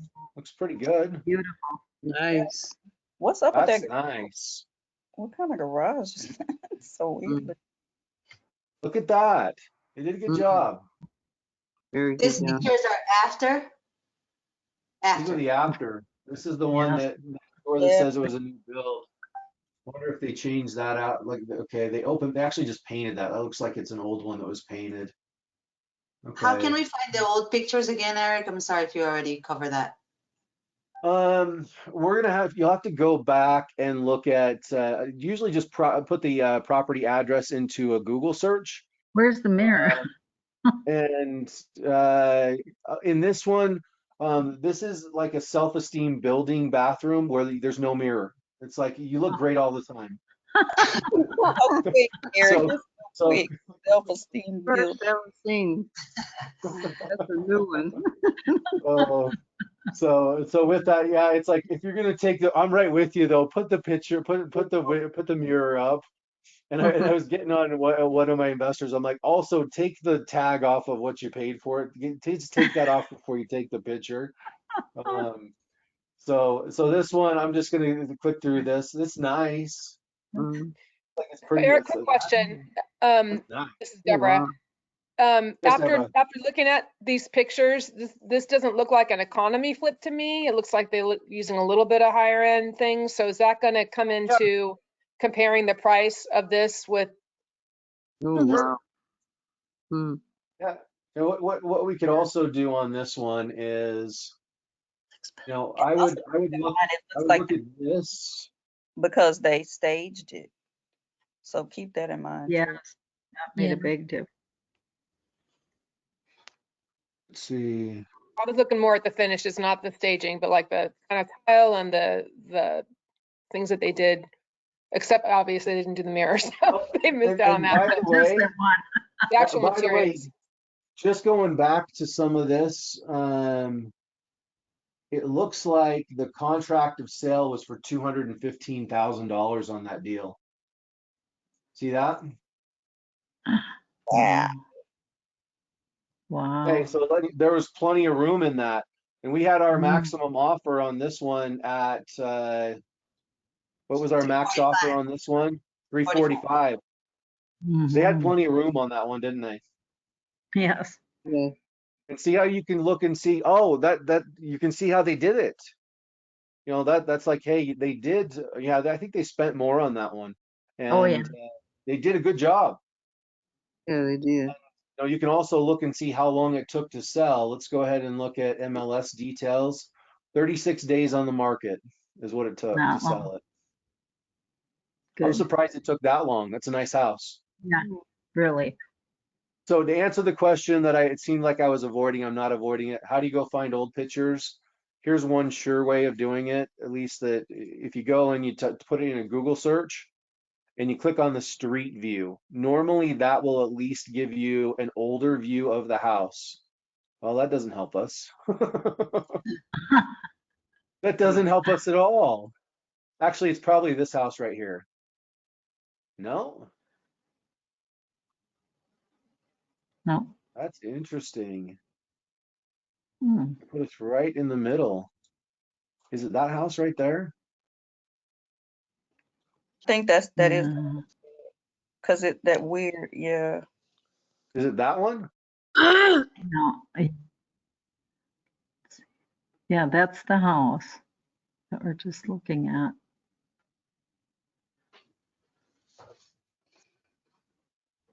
Yeah, that put us right in that same place. It's the Hmm. offset garage. No, I will tell you, this is a first. Oh, Google Maps are off. Come on. Come on, Google Maps. Okay. So, but generally, that's a hmm. way that you can check it out when looking for the older pictures on it. Generally, that's a pretty good one. But yeah, I mean, if they Beautiful. added something bigger or added, who knows what the side of that garage is looking like. But they did a really nice job. You got the waterfall countertops, the offset Mhm. colors. That's a nice job on that flip. They did a good job. You got the walk-in. We got one of them with the tub.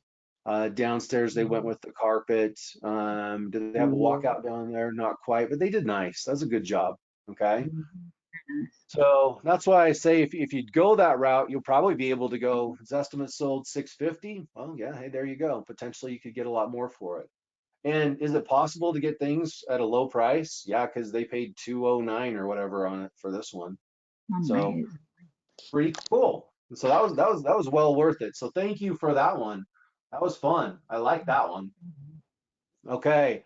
And we did a little bit of Blue Hammer. I'm gonna go ahead and let's go ahead and do another one. So the website, so too much, just maybe. All right. Let's do this one. Raina's got one. Let's go to Corpus Christi. And then this will be fun because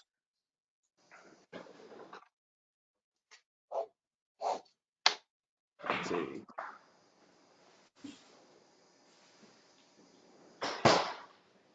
I think that's it. There we go. All right. Sounds like somebody's doing some rehab. Have fun with that. You know, the best part Oh, of rehab is demo day. You guys always have fun with demo day. Go knock out a few walls.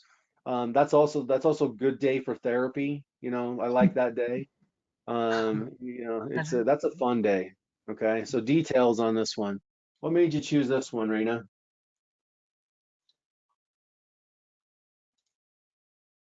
See, everybody should be off mute. Okay. Well, I'll go through this one. So Okay, MLS. can you hear me now? Yes. Okay. I actually tried to find something in Austin and I couldn't find anything worth doing. So I went to surrounding areas and finally I went to Corpus Christi and I found this one. I thought this might be a good one, but I had some questions along the line. So if we can go through it, that'd be great. For sure. Let's check this out and see where it takes us. All right, so this property, beautiful stucco home located quite a cul-de-sac, lake subdivision. All right, so this is telling us estimated value of 349. Let's go run the ARV on this. Now, what's unique about Texas for everybody? Texas is a non-disclosure state. And so to get the majority of states have sold MLS data on Property Edge Pro. Now, Texas does not, but they give an estimate that is oftentimes very, very close. So if we look at more, we want to go to comparables and nearby listings, and you can see it will give us the amount of the sale or a estimate on this. Okay, so yeah, we have direct amounts. And by the way, when it says things like 2,400 or 2,200, that's going to be a rental amount. Okay, so what we want to go ahead and do first is I always love going to the map and I want to look at things that are in the same neighborhood. So basically 1, 2, 3, 5, basically all of these in this area are going to be in the same neighborhood, minus 14. Okay. And this one has a pool.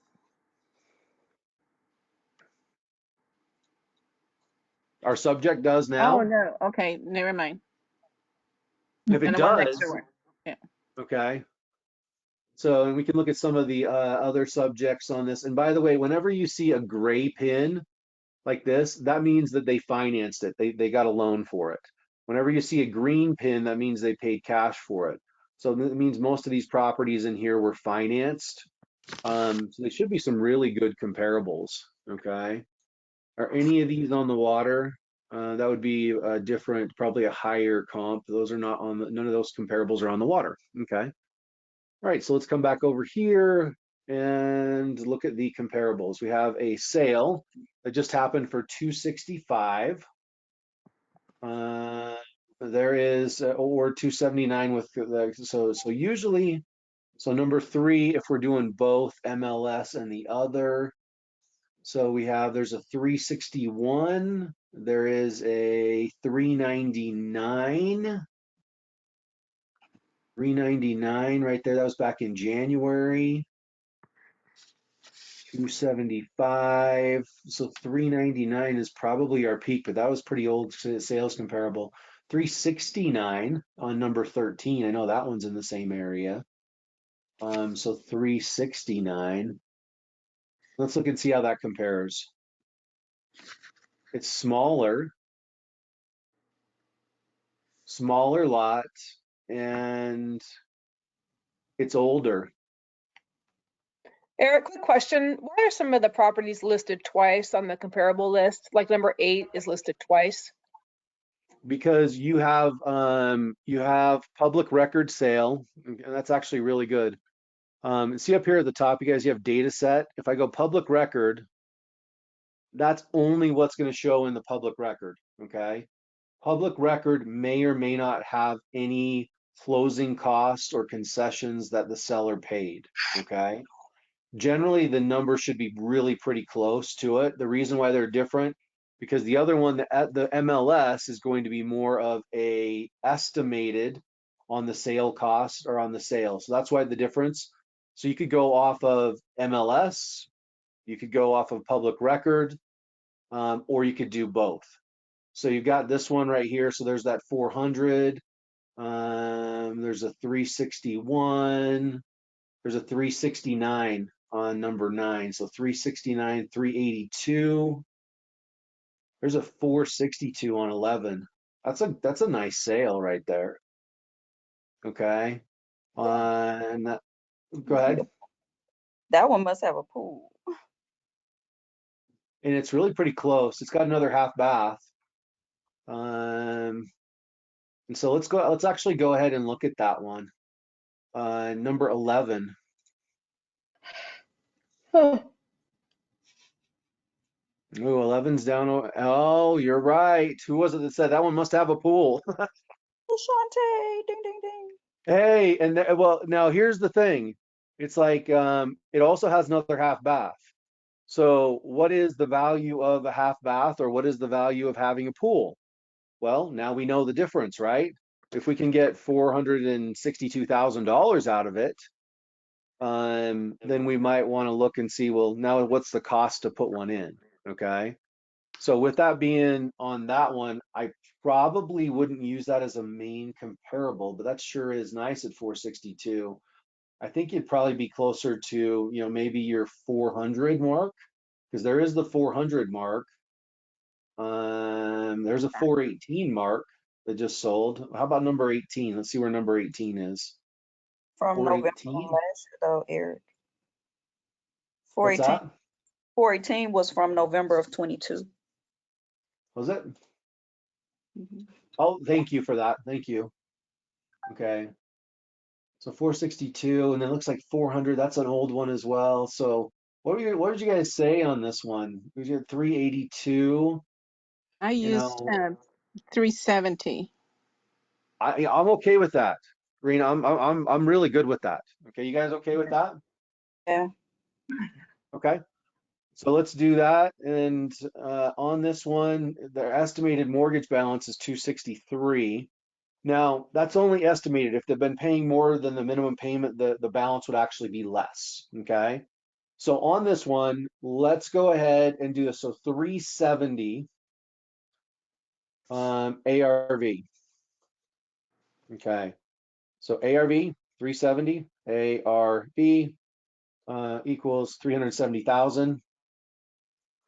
And then we have what times 70% is how much? 259. 259 minus fix up. Now this property was built pretty recently, built in 13. I used 20, a medium size 20, because there really wasn't any pictures. So let's do this. Are you okay if you let me walk us through a little bit of a process? Now, the interesting thing is they've only owned this one for 4 months, right? It's interesting. Okay. So they picked it up for that amount. But let's say this, if this was a 2013, let's say we have to go do the new countertops and we need to do the flooring and we're going to paint the interior. Is that okay if we use that as an example? Yes. Okay. So I'm going to save, so everybody remember the bedroom, bathroom, the square footage, and the year built, okay? So we're going to save this. Now remember, the question was, where did that information come up on Blue Hammer? So we go to Rehab Calculator, there's the address, and we're going to say, oh, there we go, here's the address. And this is a 4-bedroom, right? Yes. 2 bath, 3 bath. 2. Square footage? 2137. 2137. Year built 2013. Yes. It was only 10 years ago. Oh, crazy, time goes by fast, right? Next. Okay. So we're just going to say we're going to accept what they have. And we're going to estimate new project costs. And we'll say, let's go. Now, I'm going to show you guys a different way of calculating the fix-up work on this. So we're going to search by popular projects. So the first thing we're going to do is we're going to redo the flooring. Okay, so let's make the flooring good. in this area, what are we saying? Are we doing LVP? Probably, yeah. Okay. And let's do entire house. Should we go economy, good, better, best, designer? Should we go good or better? Better. Better. Thank you. Thank you. So better, we want it to stand out. And we want the entire house. So we're going to click on entire house, add to estimate. Okay. Now we're going to search by popular. By the way, here's the project summary. It's telling us if we do better, that's 17,000, right? But if we change this and say good, see how it changes the cost? So we can go, if we go good, we're at 12. If we go better, we're at 17. So let's add another, let's say we want to do kitchen, we want to replace the countertops. We want like more updated countertops. Let's say cabinets are good. So we'll go to kitchen and we'll say countertops.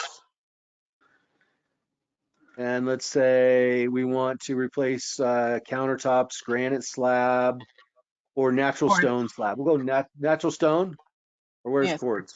Quartz. Okay, Natural stone. Okay. natural stone. There we go.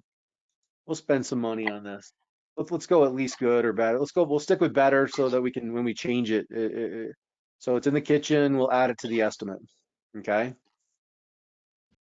All right, so we've got that in there. And let's say we got to paint the interior. So we're going to paint the interior, paint the entire house. 2 coats. Do you think it's standard height? Probably. Yes. Next. Sure. Entire house, add to estimate. Just gonna add 5,000 onto that. You need to paint the outside of it? Sure. Okay. Give it a nice look. Okay, I like it. So paint exterior, next. Paint stucco siding, yes, next. Yeah, we'll do all of it. Walls and fascia, yeah, let's do that. Entire house, add to estimate. Okay. So now we can go ahead and look at our project report. Let's see, let's go back over here. Sorry, back to project editor. Let's go back to project summary. So we're at 29,787. If we paint the interior, if we change the floors, if we go through and do that, so some line items we need to update, we can go find out what line items we need to update. Cut out natural stone, like, see how it's asking us for the cutout, like, so let's say for sink, we'll do 1 cutout there and we'll do 1 cutout there. Okay. Project summary, project report. Here's our entire project report, if you will, on what it looks like. Total estimate 29, about $30,000. Okay. So if we did that, now remember, if we wanted to do this, we could actually go back over and we could change our, oh, why is that not giving us the back to project report summary? We could change our quality to good, and that drops that down. We could change it to better, and that goes up. So let's say we'll use 30,000 for our fix up. Okay. And does Blue Hammer refer some contractors? Not yet. Okay. You put your order in, but I will tell you this. The reason why I say not yet is because we are working on making that happen for you. Okay. How does that sound? That would be a good Like we're actively in discussions, actively, and I've seen things to make that happen. So not yet, but it's coming. Okay. Get ready. So that gets me, like, it's like we're always making life a little easier for investors to be able to get in on this. So minus 30,000, because that's what we decided on that. And our max offer would be what? 229. 229. And then our estimate, so 20% of that would be how much? Of 370? What's that? 74,000. 74,000. Estimated profit. which is 20% of ARV. Okay, ARV, and you said what, 74,000 again? Right. 74,000. All right. Well, do you see how like some projects like the one that we looked at in Aurora, like if we were going to fix that one up like we were looking at that way, because it was built in 1980 and it may need a lot more work. Whereas this one, granted, we haven't seen the pictures on this yet, but on a 2013, we're probably not going to have to do a massive amount of work to it. Okay. But if we did those new countertops to it, if we did all the new flooring, if we painted the interior and the exterior, guess what? That could put us in a position to make a nice little profit there. So there you have it. So that was a really good one. Thank you, Raina. You want? Okay. Eric, All right. All right. Yes. could you walk us through if you took this project and you wanted to wholesale it, what price would you assign it at? Like, I didn't quite understand the last time you explained this. So if I had a buyer that I wanted to wholesale it to, would I put it at 229 or would I try and mark it up? So you could do it either way. And I know if you've been to our wholesale class, there's a wholesale calculator that we're refining and making available for you. So there's two ways that you can do this, okay? So you can do it either way, all right? Now, if you go in and you create, so let's say you go ahead and your max offer is 229, okay?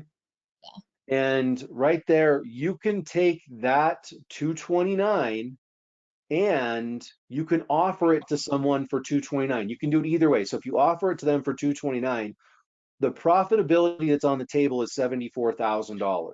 That's what's on the table. And you might say, I want 20,000 of that.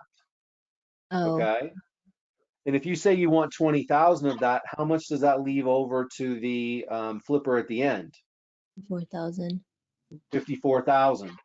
And so you would have to find a flipper that's willing to make 54,000 on that deal. Okay. And then you could offer it to them for 229. Or you could say 229, I want $20,000 on top of that. And so you would offer then that property for 249,000 to them, Mm-hmm. and then let them make the 74,000. So you could do it either way. Say the So- last part again, Eric. Repeat that one. Say the last part So, again. or you could, if you decided that you wanted to make a $20,000 profit on it, you could also do it this way. You could offer the property for 249,000. That's 20,000 above our max offer. Mhm. And you could say you want a 20, that could be a 20,000 could be your wholesale assignment fee. Okay. Now, at that point, the 74,000 is still intact, like meaning that they'll still make the 74,000. So you could do it either way. And it just depends on how you want to approach it. Just make sure that you're getting taken care of and you run it through the process. Now, do you guys want to talk about actually how to make an offer on this deal? Like, let's say we did do an offer on it. Yes. Yes. Okay, so let's do this. So this one would be, so 370, we have 229, we have 74,000. And let's go ahead and look at this. What would this look like if we may go in and make an offer on this? Okay. So as far as our making an offer, let's talk about this. Okay.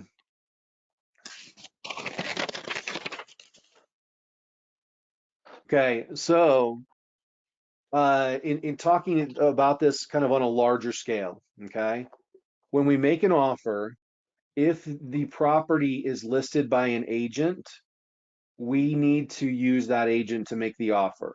And all we're going to do is tell them the information. If there is no agent involved, we can get forms from our local title company, or we can do some online searches. And yes, yes, we have forms as well that you can go ahead and check out on our different sites that we offer for you to be able to check out.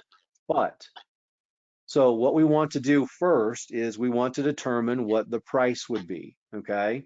In this instance, the price would be that we would offer would be how much? Do you guys remember? 229? 229. Yes. 229, okay? Now, if our exit strategy is to, you know, we can fix and flip, because remember, a good fix and flip is a good wholesale, okay? So we're at 229, and do we want to have, what would our earnest money be on that? How much earnest money would we put down? 2,000, 2,500. 500. Okay, 500, okay? They're all right. You know, maybe find out what's typical in the area. Some areas they'll say, hey, we want 3%, or we want 1%, or we want 500, or we, like whatever you can negotiate. Generally, as investors, we like to keep it low. And generally, as sellers, just sellers like to keep it high, okay? That money, do we ever give that directly to the seller? No. No. Who do we give it That's to? The agent or the title company, right? Okay, title. awesome. Title company. And that means while we're doing our due diligence and running the numbers, like our contingencies, that's our due diligence time period. Like we were talking about yesterday, when we do our due diligence to see if we can have an Airbnb in that area, or while we're doing our due diligence to validate our 3 contractor bids, or while we're doing our due diligence to really see what the condition of the property is. So earnest money, let's say we decide we're going to do a $1,000 earnest money, okay? So we're going to do $1,000 earnest money. And by the way, that goes to the title company and that goes towards the purchase of your property, okay? On contingencies, what contingencies do we want to have in place? A clear title. Inspection. Inspection, right? How long do you want to give yourself for the inspection? About 5 days. 10, 7, 10 days. 10 to 15 15. days. 10 to 15, okay. Awesome. So 10 to 15 days, okay? So 10 to 15 days inspection, so 10 to 15, okay? And then do we want to have a funding contingency for our funding? Yes. Yes, So should we give ourselves 25 days for that? yes. Yeah. Yeah, okay. So we've got 10 to 15 days for inspection. For funding, we're going to go, let's say 25 days. And do you guys remember from yesterday, how long is it taken on average for a deal to close right now in the US? How 30, many days? 30 days. 30 days, okay? It can be longer than that if you need it to. But guess what our contingency is on funding? If we're doing a wholesale buyer on this, our contingency is finding a wholesale buyer within that 25 days, right? Right. Mhm. Okay. Now, the other thing is we want to pay close attention to our dates. If we're going to close in 30 days, great. If we're going to close in 40 days, that's great. But when we have a contract, what name do we use? Or LLC. LLC? You can use your LLC. Yeah. So what we would do is you can use, or you can even say something like Eric Lloyd or designated entity. Mm. And what that gives me the ability to is, like, I can buy it in my own name if I wish. Now, generally you want to buy through your entity and you want to do all that good stuff, but I can say or designated entity. That's much better than saying and or signs, okay? Or designated entity means that I can put it into any entity that I create, or I can assign this to any entity that I want, okay? And so that's how I would move forward in creating the contract on this. Now, if our contract is for $229,000, you have a choice, okay? Let's say you're working with some wholesale buyers, and you have 3 or 4 wholesale buyers, and you know that they need to make $70,000 on the property, or they're probably not going to make the purchase. Now, remember, when we looked at this, we had $74,000 on the table. And so in that case, if we know that they have to make at least that much, I would probably go ahead and take that contract. And now that I have a contract of 229, I would just basically assign them the contract for a $20,000 assignment fee, which would be paid on top of the 229. Mm. That's how you could do that. If that makes sense. Is that an addendum to that contract? Yep. You do an addendum that basically says, or your agent would do an addendum that just says buyer to be XYZ Fast Track Investments LLC. And so that would just be a simple addendum that way, and would be that'd be a great way to go. Okay, so that's how you can make an offer on that and shift things around a little bit that way. All right. So with that, wanted to spend just a little bit of time on that to kind of talk offers. Okay. I do want to, are you guys okay if we shift gears a little bit and we talk a little bit about funding? You guys all right with that? Yes. Yeah. Okay, so let's talk funding. By the way, all very good deals. You see how we can look at it and we can come up with a maximum offer. We can move forward and making sure that we have our contingencies in place. So if we need to, by the way, on the contingencies, because sometimes I'll get feedback that will say, hey, what if they accept my offer? Well, that's awesome. Let's go through the process of doing our due diligence and validate our things like our ARV. Let's do a deeper dive in ARV. Let's go ahead and look at our not only our contingencies, but what happens if we have a 14-day inspection and we're on day 13 and we find out that the work is going to cost us a lot more than what we expected. What can we do? Negotiate. Renegotiate the price. What else can we do?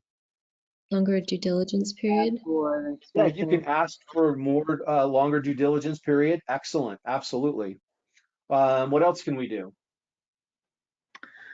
Move the closing date, or ask to move. Yeah, all of these things. So we've got a lot of flexibility. Now, what happens if we have a 14-day contingency and we're at day 16 and we're like, hey, we want to cancel the contract based on inspection, and we're past the inspection time period? You lose your deposit. Lose your deposit. Yep. Mhm. Okay. Again, not playing legal counsel or anything like that here, but there you go. You guys remember, use your name or designated entity as far as that goes, and that should give you some ideas as far as your contract. You make sure that your team member, this is a big one, you guys, one of your best team members as a real estate investor is basically a title company that understands how to use and how to work with investors. And that means they understand how to do wholesale deals. They do fix and flips. They know how to do seller financing as well. Okay. So that's a key thing that you want to add on for your team. Star that like 5 times. That's an important thing for you to walk away with, because guess what? Oftentimes I've needed something from a title company and they're like, oh, we'll send you an addendum. You can use this one, or you know what, this is a good thing you can use. And they're oftentimes, they play the role of a real estate professional, bless you. So it gives us that opportunity to move forward. All right. Can you So find a let's go title ahead. company, Eric, based on can you get a title company on Edge Pro based on that flipper list? Can you see who closed the flippers? Ooh, Mhm. the title company, you can see Maybe who on the deed? the lender is. I mean, you can pull up the document. Like you can pull up the document, maybe see who put the seal on it. But let me do this. I was doing some title research yesterday and I came up with kind of this list of the top 10. But here's the thing.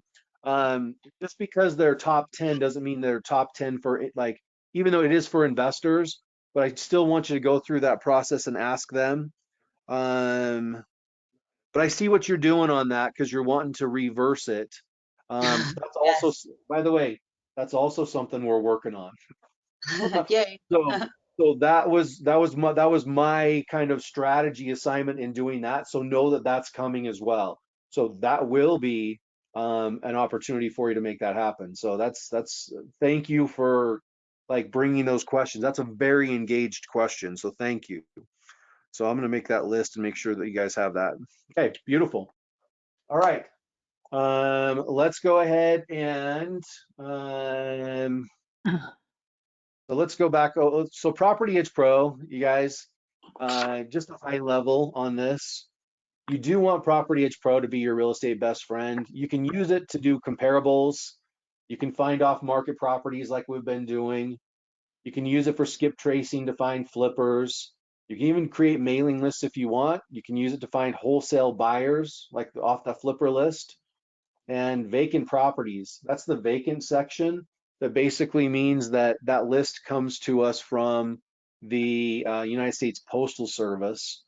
And what's taking place there is no one is receiving regular mail. So generally that means that no one's renting the place or living in the place. Generally, that's what that means. I mean, yes, they could have a PO box. Yes, they could be doing short-term rental on it. There could be some things along those lines. But there's some things along that we can key in on. So more on Property Edge Pro. Any questions on that? I think there was a question that came up. Yeah, I'm able to log in the Property Edge Pro. They asked me to pay monthly pay is $97. Do you have the year frequent for a year, not month by month?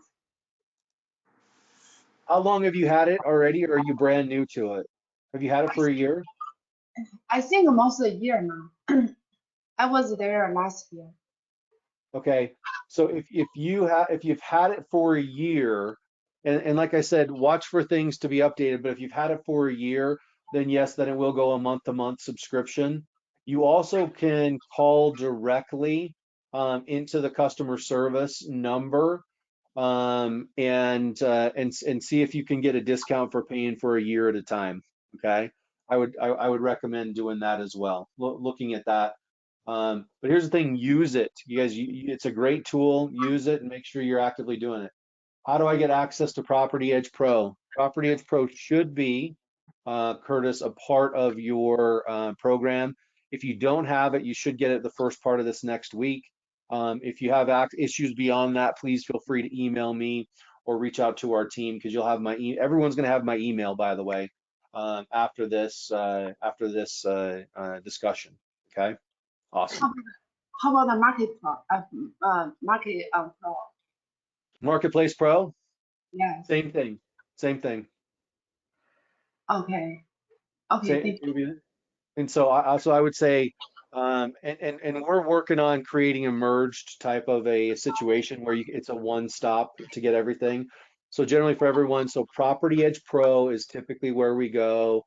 Real estate values, finding ARV after repair value, going ahead and looking what our maximum, like looking at comparables. Marketplace Pro is more for tax liens and tax deeds. There are some foreclosed properties on there that you can purchase, but that's the difference between the two. Yes, they sound similar, but they're two different softwares. Okay. Eric, a question, please. My Property Edge Pro and Marketplace Pro is not working from last 3 months. And I told them it's not working. Nobody answering me. Okay, well, do this on that. When you say it's not working, just the login is not working. That's right. Are you emailing in and no one's answering, or are you calling in? I emailed to Nick. I left the messages, voicemail, and I also emailed Kaplan. Email Nick, and then copy me on it. You'll have my email after this, eric.lloyd@myclientdevelopment. Email Nick, copy us both on it. Nick is awesome as far as responding. Something must have happened either in the email or something along those lines. But let's do that and let's get you taken care of on this, okay? Thank you, Nick. Thank you, Aaron. All right. Cool. Now, since we're talking about offers, we're going to, and you don't have to write this down, but we're going to talk best transaction funding, how to get a proof of funds really quickly.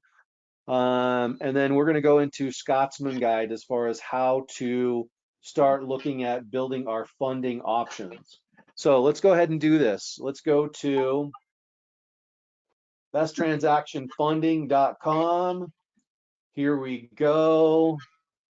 Oh, my God. So this is for our proof of funds. If we need a letter to go along with our offer, oftentimes agents will ask us to get one. Is it a requirement? No, but does it help us to be able to get the deal? Yes. And the other thing is this can also help you get funding. So how this works is if we take our proof of funds and we come over here and we say proof of funds or verification of deposit about our products. So if I come over here and click on proof of funds basically is kind of like a letter saying, yeah, we'll give you a loan as long as it goes through final underwriting, and yeah, it'll be great to go. Okay. So we'll click on proof of funds. And what I'd like to go ahead and do is on this, was it this property right here? No, it was on this property right here. Oh, no, let's do this. Let's see. It was right here. It was this property. Project details, project summary. What I'm looking for is, let's actually just go ahead and do this. We'll do a new one, okay? Mhm. So let's do this. Let's go Ah, oh, oh. do this. All right, so let's go ahead and do this. All right, so let's go ahead and do a proof of funds.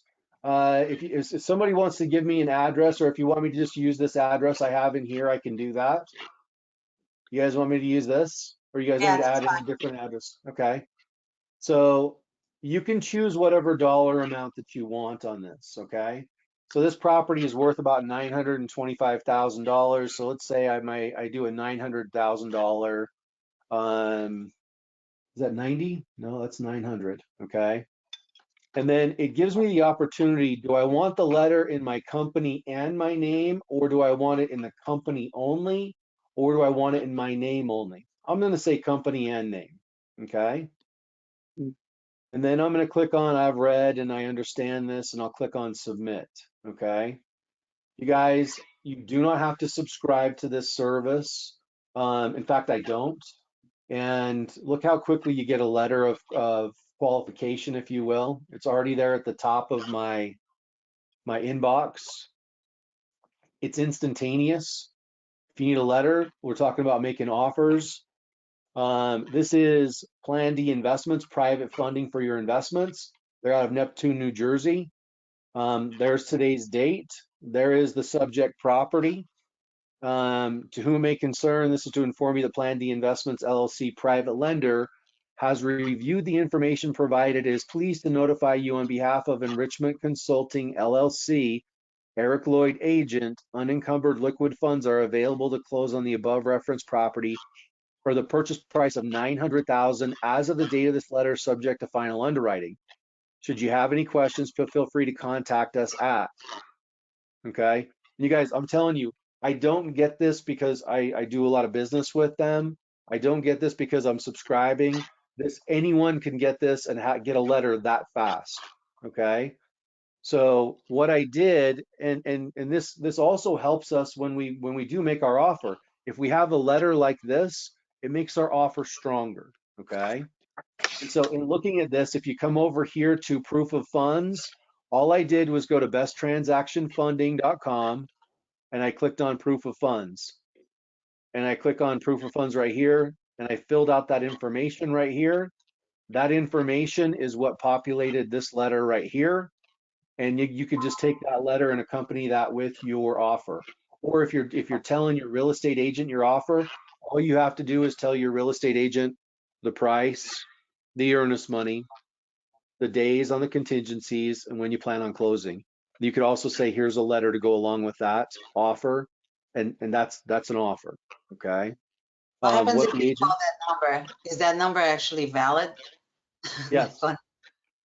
You know what? I will tell you, we had Donald, who was on our call, I want to say probably a month ago. And you know, it actually kind of gave me chills because he's like, Eric, and by the way, he's like, I did 23 wholesale deals last month, is what he told what he told the group.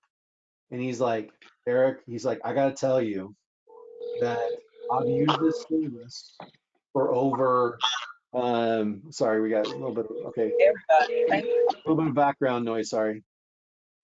He's like, I've used this service for over 15 years.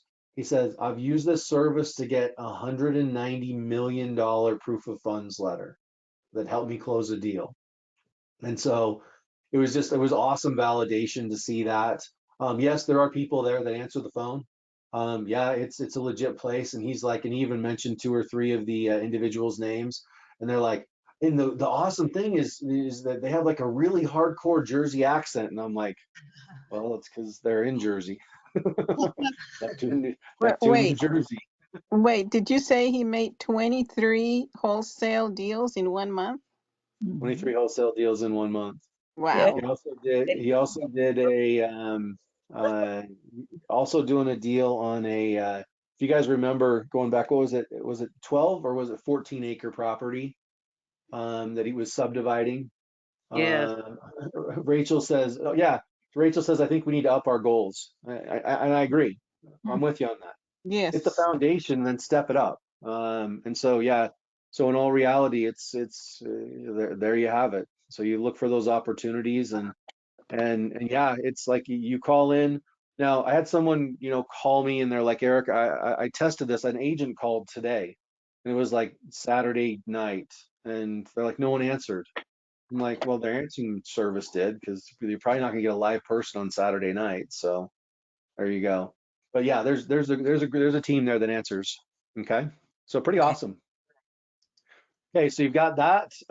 Let's get some more tools for us. Okay, so some more funding tools. Now, before I dive into this, I want to come back over here because we're going to talk about Scotsman Guide just a little bit. But I want you to think of things bigger than Scotsman Guide. Okay. I want you to think of this and let's talk about this. And I want you to start writing down your options that you have available to you. Okay. Now, one, you know, we can use our own cash, but we may have our cash invested in other things like our education. We may have our cash invested in, maybe we just want to have like a rainy day fund, or maybe, welcome Chris, stop email on 1028 and help me text me wealth builders. Oh, Chris, market, okay, so I'm going to stop right here. So Chris did something for all of us, okay? Chris said, Marketplace Pro stopped working for me. I emailed on 1028 and help at taxlienwealthbuilders.com sent the login information back to me on 1030. I'm back online. Thank you, Chris. And I'll add that email in on that. Help at taxlienwealthbuilders.com. Okay. Thank you. And everybody write that down if you need it. Okay. And I'll make sure that I send that out. So Chris, thank you so much for that. Appreciate that. So let's jump back over to our funding. We want to make our funding plan. And remember, when we do this, we're in a place on, you can use your cash. You don't have to, but if we pay cash for something, we can pay ourselves a return on it. And so if we pay cash on it, generally it increases our margins on the flip as well, okay? So it's okay to use our cash and it's okay to self-fund. We can also use, does anybody know what a HELOC is? Home equity Yes, line. it's a loan. On your house, on your primary residence. Home equity line of credit. Home equity line of credit. And for those of you who are banking like with Chase or like with US Bank or like with Wells Fargo, they don't offer home equity lines of credit. You're gonna want to go to either a credit union or a smaller bank. And what they do is they're giving you a line of credit based on the equity in your home. and it's a very good strategy to use. And so I have 2 personal residences. They'll allow you to take it out on your personal residence. So what happens is, let's say your home is worth, let's say $900,000, and let's say they'll usually go up to about 85% of that in a line of credit, and they'll give it to you at either a set interest rate or something that might be just a little bit higher, or a variable. There's different things that they can do. But the amazing thing is it should not cost you anything to set up a home equity line of credit. And basically you use it like cash. Like if you need a down payment for something, you can use that. And the cool thing is if you pay it back, you can use it again. And if you pay it back, you can use it again. And it's a great resource to be able to have, and you're leveraging your existing assets. Because far too often people who have equity in their home, while it may be like that safe, secure idea, the really cool thing is that's also called dead equity. But if you're using that money to move forward your real estate, you're leveraging that opportunity. And here's the thing, you're only using it if you take the money out, you put it into a project, then you put the money back in and you keep growing it. So home equity line of credit, I would encourage everybody, if you haven't looked into it, please look into it. It's a great way to go. Another one you want to write down is Copper Rock. That's all, Ashok. Yeah, sorry, I didn't mean to unmute you. Your phone was ringing in the background. So go ahead, Ashok. Make sure you're unmuted on your side.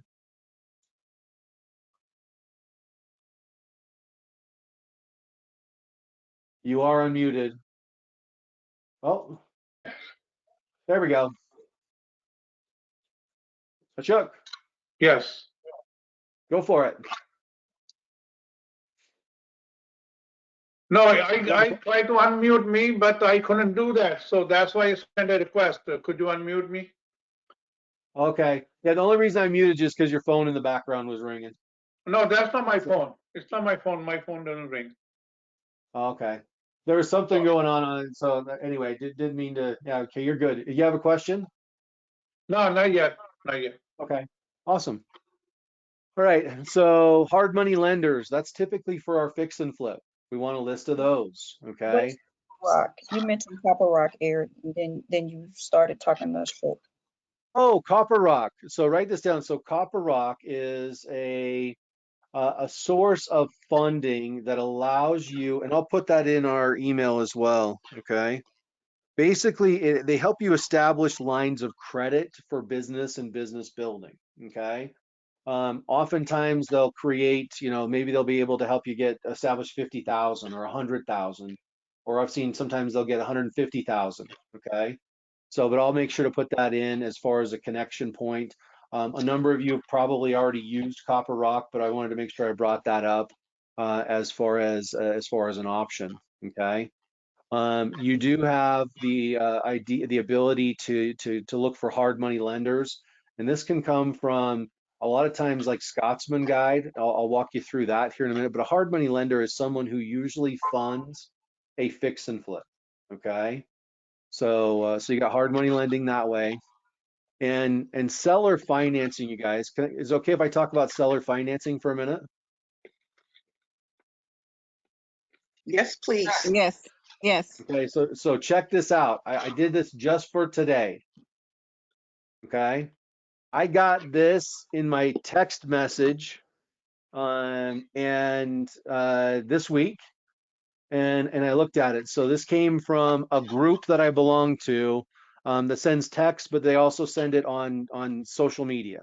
Okay, and so they're doing a walkthrough today. Let's see, is it 11 o'clock? In an hour. Okay, and it says DM me for the address.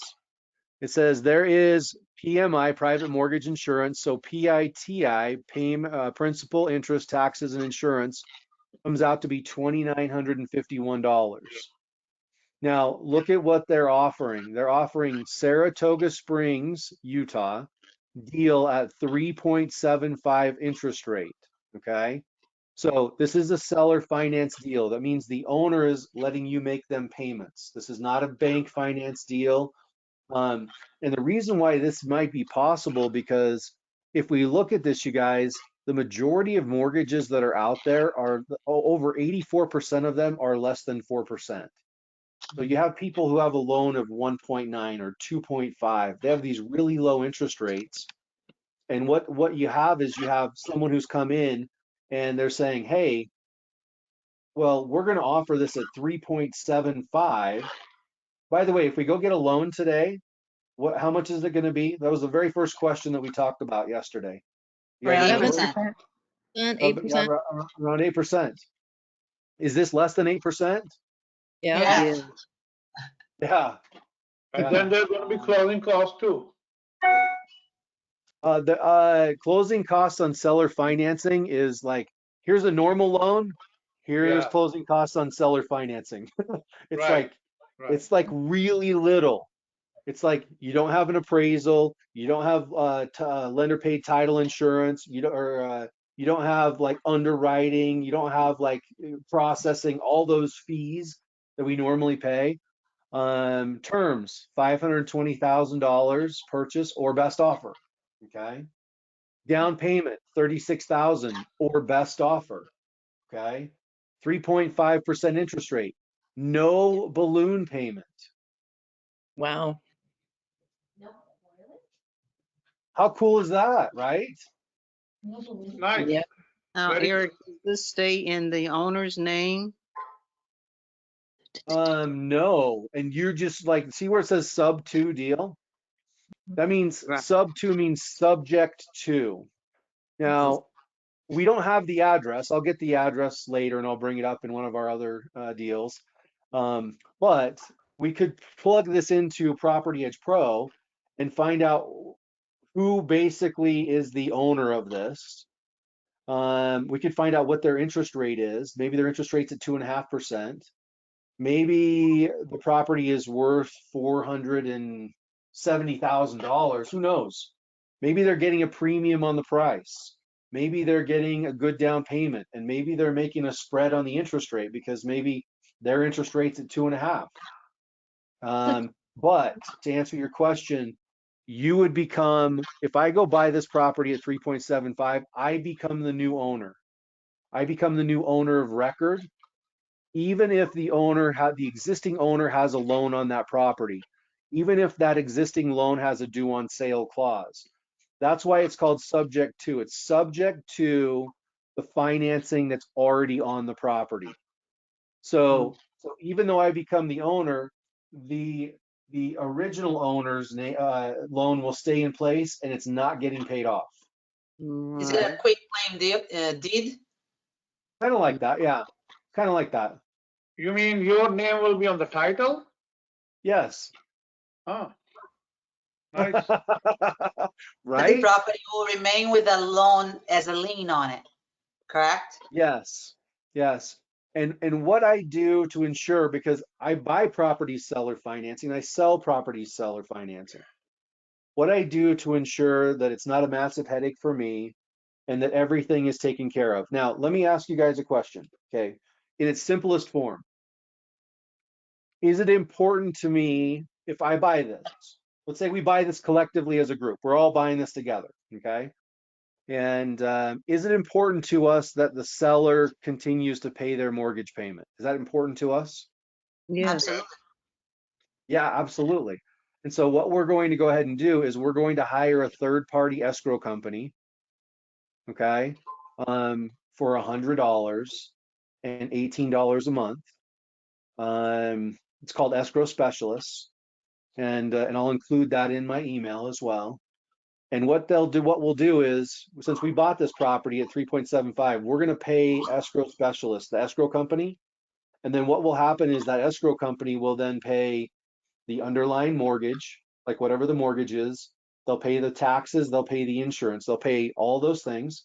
And then they'll send whatever is left over to the previous seller, okay? And that way we're insured that that payment gets paid. So that's how we make sure that that gets paid. Do we need to make sure that the bank is okay with that they don't have some type of? They pull the loan. No. They cannot know? So here's the thing. Let me clarify this. I'm laughing because I love that you picked that up. Okay. So most banks since 1998, 1988, okay. It used to be that loans, anyone could assume a loan if you were living and breathing and you didn't have to qualify. Most banks have what we call non-assumable loans, okay? And they have what's called a due on sale, means if it's sold, they want it paid off, okay? What we're doing here is we are doing a transfer of ownership, okay? The reason why it's called subject to is it's subject to the initial financing. Can the underlying bank call that loan due on sale? The answer is yes. Okay, they can. Are we breaking a law by not doing that? The answer is no. Okay. And so what happens is at the title company, when you sign these documents and you close, both parties will sign disclosures that say, hey, the bank could call this due on sale. Okay. How often does that happen? Extremely rarely. Now, if you're calling up the bank every single day and say, unless you have authorization, if you get authorization to call in on the loan, you're not going to have any issues. But if you keep calling and pestering the bank, I have seen a bank over the course of the last 20 some odd years in real estate. I've seen 2 of them call it out of hundreds and hundreds of like probably 400 transactions. Okay. So it's a rarity that's going to happen, but it's good to be aware of it, okay? But it's also, this is kind of a solution to what's going on in the market today, because what's our problem in the market? We have too few, the inventory is small, okay?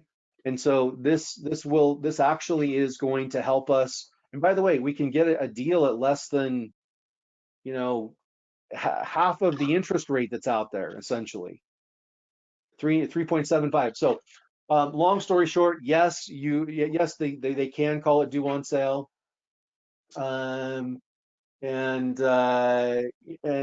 can make that happen that way. So you guys, this is an important way to do that. Got a couple of comments that came in. I do want to honor those because it's like comments that want to help everybody improve. When we were talking about home equity lines of credit, Andrew brought up, watch out for some credit unions. They use cross collateral on their loans where they may want additional collateral. Not all of them do that. In fact, the ones that I've come across don't, but just be aware that some do. You don't want to offer more collateral than you have to. Generally, the collateral you want to offer is just that property, not additional properties or additional bank accounts or things like that. Chris also said, welcome, Eric.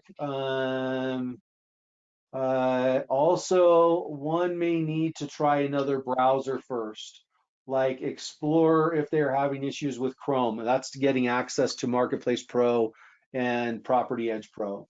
Okay, perfect. So thank you for that. And jumping back over here, you guys, take a picture of this. You're going to see more of this going on. Okay. And the idea is how can you profit off of this? And that was gonna, because I don't follow. What's that? I said, and that was gonna be my profit. I mean, my question on this is because I don't really follow what, because if you having to make sure they still make their payment, is that continuous? Like they need to keep making their payment for years and years, or just that 1 year? Yeah. So But here's the thing: we have a third-party escrow company that's going to make sure it's paid out of our payment. So we're not going to have to worry about that. That's going to be accounted for. So before you send them the money, they'll have to make sure that portion comes out. Okay. You got it. So again, having a good team. Like, here's the thing: you don't want to do that on your own. You don't want to send the money directly to the seller, because at some point they might say, well, I'm just going to take all this, I'm not going to make my payment. That would be not the smartest thing, because they probably still have some equity in the property. Okay. Now we can look at this. Question, please. With Sure. this kind of property you buy on these terms, you can resell the property or you have to rent it out? Yeah, as a matter of fact, you could resell it. What's stopping you from reselling it at 6.5% interest? Right. Nice pickup on that. That could be an exit to where you make monthly income and don't have to Right. do anything. And maybe you charge more of a down payment, and maybe Right. you charge a higher price. That's what I'm Or thinking about.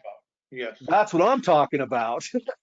That was a high five, by the way. I wasn't waving you off. That was a high five. All right. You could also do potentially a short-term rental on this. Okay. Right. Create a passive Um, income. passive income. And so the idea is this is just a funding strategy. I love seller finance, guys. Remember the very first deal I talked about yesterday that I ever did? 82,900. I purchased this townhouse that I wanted to have as a rental. I was renting for 1,400. I got the bank to finance 60%. I got the owner to finance 40%. So I was 100% financed. It worked out great. Okay. But on this is something you guys should learn more about. Take a picture of this. Watch for this. And pretty awesome stuff. Eric, when you do a quit claim deed, does the bank find out that you did that? Or no, because it's public record, right? It's public record, but they don't necessarily have like unless they're looking for it, there's generally not an official notification that's made. Okay. So, and banks, usually what happens with loans is they're pooled in pools of thousands of loans, okay? And sometimes they'll transfer it to another bank, and sometimes they'll transfer that to another bank. And so looking at each individual asset, again, you guys, this is something that goes on all the time. You've heard subject to, you've heard seller financing, different things along those lines. And as a matter of fact, the official term for when we talked about deeds, we talked about warranty deed, special warranty deed, we talked about quit claim, we talked about affidavit of death. The official term for the deed on this, it could be quit claim, or it could also be what's called all-inclusive trust deed. They also call that a wraparound mortgage. If you ever heard of that, that means that the underlying mortgage stays in place and the new one wraps around it. Okay. So AITD, if you ever hear that's the same thing. So just giving you it's just a form of seller financing, guys. Okay, beautiful. Eric, Yes. can you do seller financing or any kind of creative financing when they're still knit with the 1031 exchange? Okay, so you know what? I don't see why you wouldn't, like if you're a buyer. Yeah, because it's a triplex that I'm looking at that I would really love to get, but it's a 1031 exchange. Well, and their mortgage I is still 3.8. And What the? well, I would say make the offer on the seller financing, and maybe they don't do the 1031, because sometimes people do a 1031 because they're planning on getting a lump sum of money through the sale and they want to minimize their taxes. One thing that seller financing does is it spreads out income over time, and that may lessen their taxable burden. And so just you bringing this idea up to them on that triplex that has a 3.8% loan on it may change their mind on doing the 1031. So I would ask that. Like that was a really good question. Oh, I did ask, and that's what they told me was a 1031 exchange. She wants 500,000. That's what she wants out of to clear 500,000. Okay. Well, and if they say no now, I mean, you can go back later and see if things change, or we can keep looking for other deals as well. Okay. You bet, Gerardus. All right, awesome. Okay, so with that being the case on that, this is financing. Let's come back around on this, and here we go. A hard money lender, seller financing, that was fun. Institutional financing, these are banks and individuals you build relationships with. You guys, I have to tell you just that, like I'm going to tell you some stories that apply to situations here, okay? I went in, so I have so within the last, I want to say 6 months, I got 2 home equity lines of credit on 2 separate houses, okay? And I went in, and oftentimes when we have business, our objective is we take all of our expenses out and do different things like that. but my income on one of my home equity lines of credit is up to $900,000. The other one is up to $700,000. So I went in to qualify for those different larger amounts, and I went in off my taxes, and I was just like, I only gave them 1 year's worth of taxes, and I'm like, this is going to be interesting how they run this, because I know how to run the numbers on this. They'll look at debt to income and different things like that. And they called me up like not even a day later, and they're like, hey, your stuff is ready. We'll have it ready for you to sign on this day. And I go in to sign, and I looked at the bottom of it, and it said, this is a very good customer, approved. And I didn't even see where they ran the debt to income. They just said, this is a very good customer. And that's from a relationship, you guys. And it's like, you can look at things, because oftentimes they'll look at other aspects of what you're doing. If you're driving a lot of money through like an institution, or if you're it's about a relationship that you have, go build that. I was talking to an investor in Canada. They're going through some interesting things with the interest rates as well. And right now, if you go get a loan in Canada, you're going to be into the 8% for sure. But they have this thing called preferred banking. If you have $750,000 or more in a bank account, they give you a 4.75% interest rate. That seems like crazy, right? And so there's different things. Develop those relationships. Private lending, you guys, these are people you know. This is your dentist, your doctor, somebody you know from your church congregation or your dog walking group, or someone that you may not even know that has funds. And you just simply ask the question, have you ever thought about being the bank in a real estate deal? Okay. Lease option is rent to own. Write that down. JV deal is joint venture, which means a partnership type of a deal, where maybe you split the deal 50-50. Okay. Or maybe they loan the money to you and they get an interest return on it. Be creative, wholesale buyers, okay? Some of the other things that I wanted to bring up on this, on making your plan, is I want to do this, and I want to come over to, and I want you guys, if you haven't been here yet, buildwithunified.com. And Build with Unified, this is for self-directed IRAs or 401ks. And one of the things that has helped, like Kevin and Jared, so they funded their most recent deal where they're expecting to have to make a profit off of it in Austin of over 300,000. They funded that through having, and this is part of our group, you guys. This is part of Tax-Lien Wealth Builders. This is part of our group. And so you can go there and have other investors invest in your deals that way, and you can drive them to this source and they can use their money that way. Or if you have a self-directed IRA or an IRA that you want to have access to invest, it's another way to build your funding. Okay, excellent. That was good. Now let's go over to, we got to go to Scotsman Guide. Okay, let's go to Scotsman Guide. I want everybody to Scotsmanguide.com. This has been a go-to lending site for me since 1995. Not the website, because the website wasn't around in 1995. But it's a lending resource. This is a directory of lenders. If I wanted to go ahead and find a residential lender, and I wanted to go to the area of, let's say, Michigan, okay? Let's say, actually, you know what? Give me an area we want to go to. What area should we go to, you guys? Should we go to Texas? Florida. Okay, so let's do a fix and flip in Florida. Should we say purchase price 300,000? Yeah. Okay, so 300,000 in Florida. Down payment, let's say, is 10%. So we'll say 30,000, whether that's from us or whether we're getting it from a partner or different things like that. Let's say we're doing a flip. So we're going to do non-owner occupied, single family house. Should we enter a credit score? Sure. 800. No, 700. 700? What about 600? Okay. Oh, Okay. Isn't it low? We do it? Isn't it Well, low? let's see. Yeah, Let's see. Yeah, let's see. Okay. Okay. And what city in Florida? Naples. Naples. Okay. Oh, Naples. All right. Florida. Okay, here we go. We'll say, yep, I'm the borrower.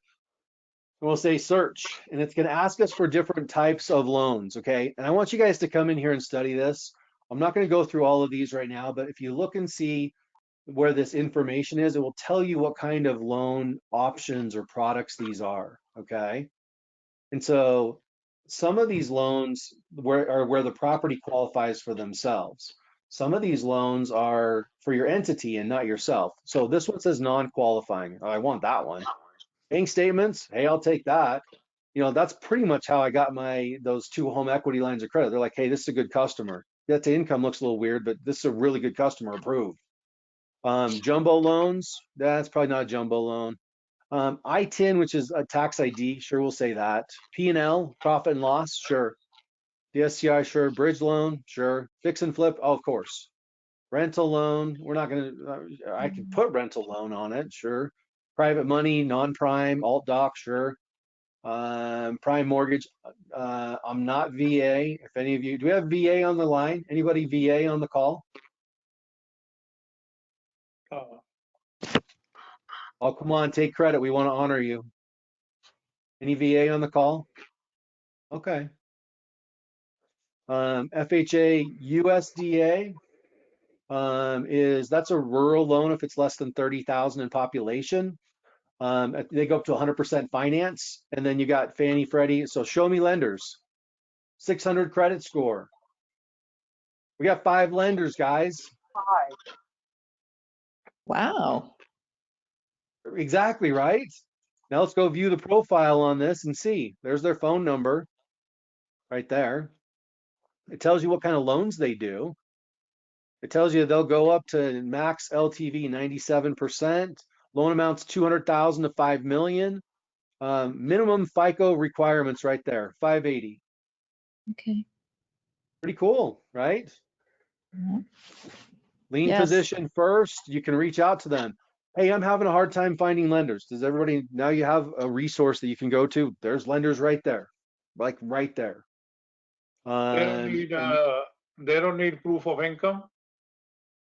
Well, I mean, they'll tell you what it is. So that one says non-qualifying, so they may not. Okay. They'll go heavily off of the property and make sure the value's in the property. Okay. So you can look at each one of them. They're a little bit different. You can look at Quick Fast Capital, A&D Mortgage, ACC Mortgage, different things like that. And you can do that. You can also do 5% down loans, you guys.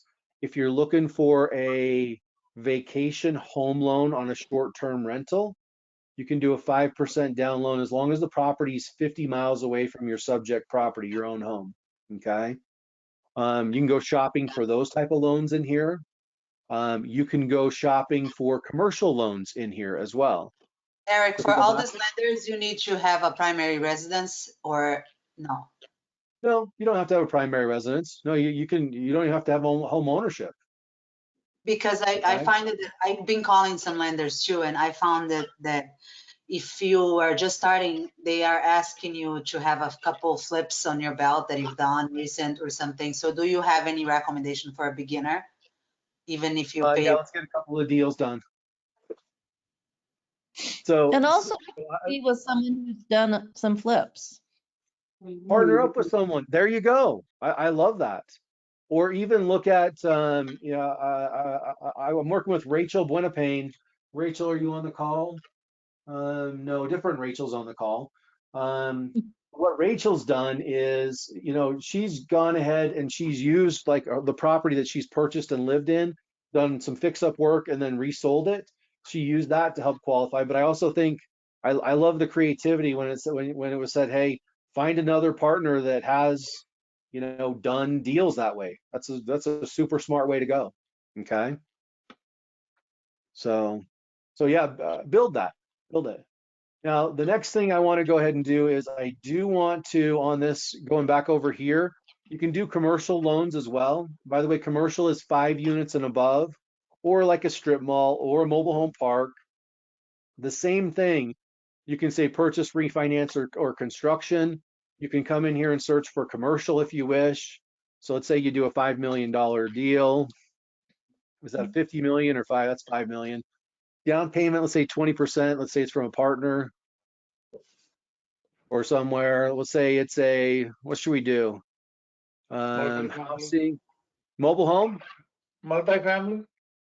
multifamily. Let's go apartments. Yeah, Occupancy, so we'll say at least not, let's say non-owner occupied or at least 90%. Which one? Or both? 90%.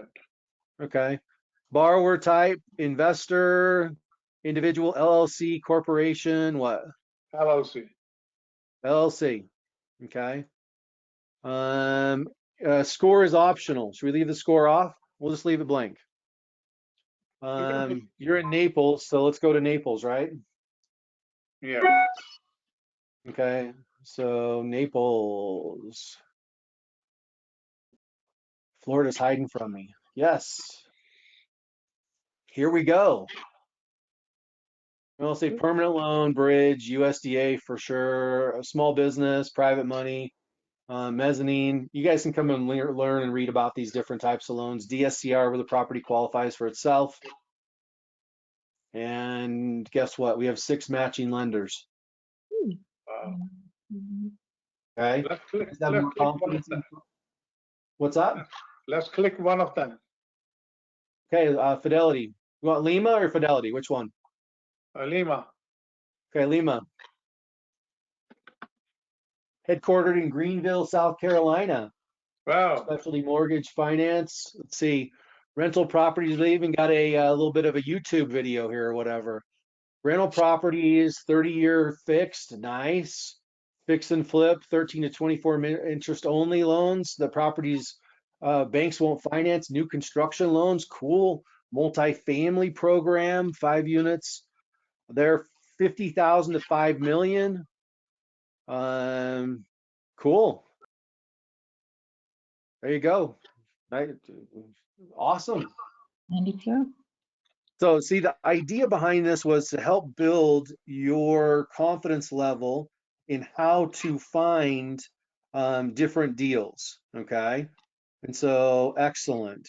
Let me go ahead and let's talk a little bit about, if you guys are okay, I want you to, on your funding, just build a list. Okay. Start building that and add to it, because guess what?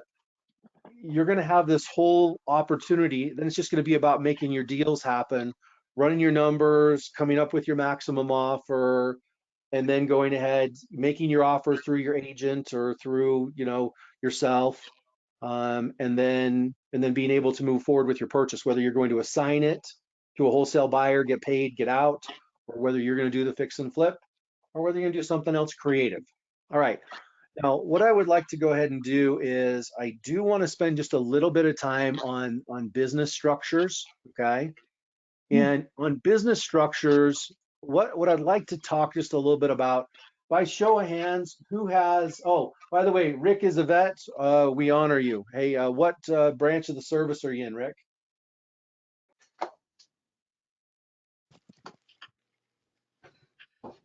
So feel free to put that in on that. Thanks for your service. Okay, so with this, let's talk business structure, okay? So we have entities. Now, generally, there's some different types of Navy. Awesome, love it. My grandfather, Navy fighter pilot, World War II. So pretty awesome stuff. Very cool. And so entities, can you buy in your own name? Can. Yeah. Yes. Not Yes. recommended though. Later. Can, maybe not recommended. Depends on, like, treat your business like a business. Now, sometimes investors, sometimes we got to use our own name to get the financing, and then we can transition it into the LLC.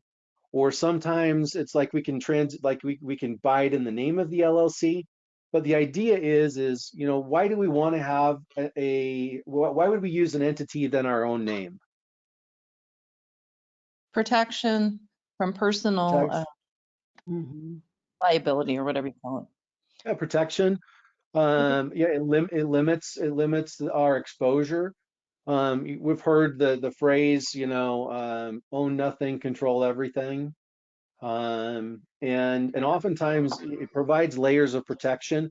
And if you're going through a process of setting up an entity or a strategy, maybe you have like one entity and then you have multiple entities performing or going to that. Robert asks, which is better, S Corp over LLC? This is my opinion, okay? And this is how it typically goes. Normally what will happen is you will set up a LLC, Limited Liability Corporation.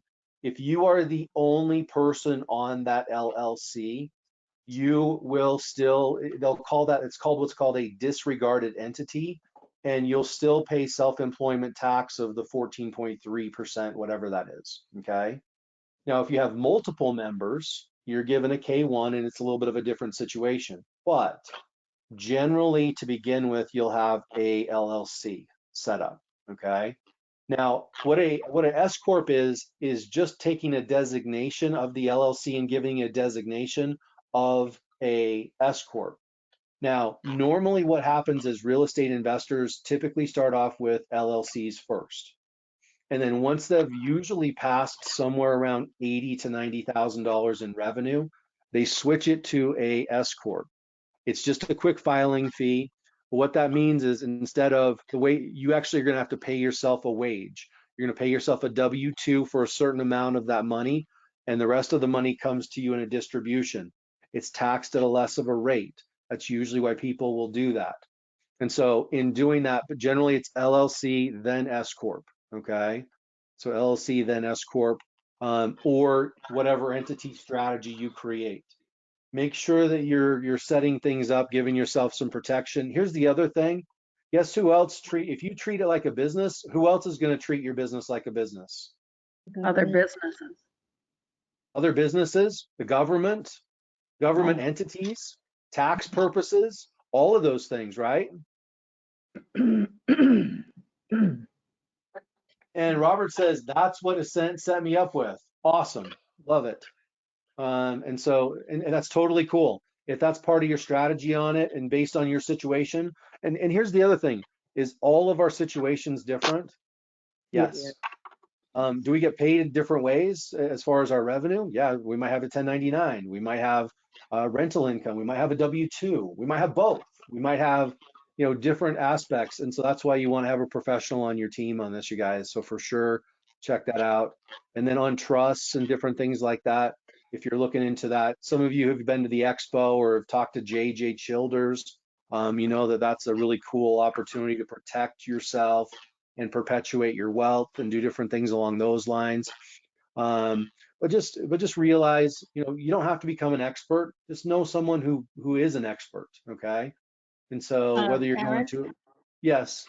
So on the LLC, is it good to not have it in your name at all? And just say, a different name, instead of saying Raina Lippincott Investment Holdings or something like that, have some other name. Would that be more protection?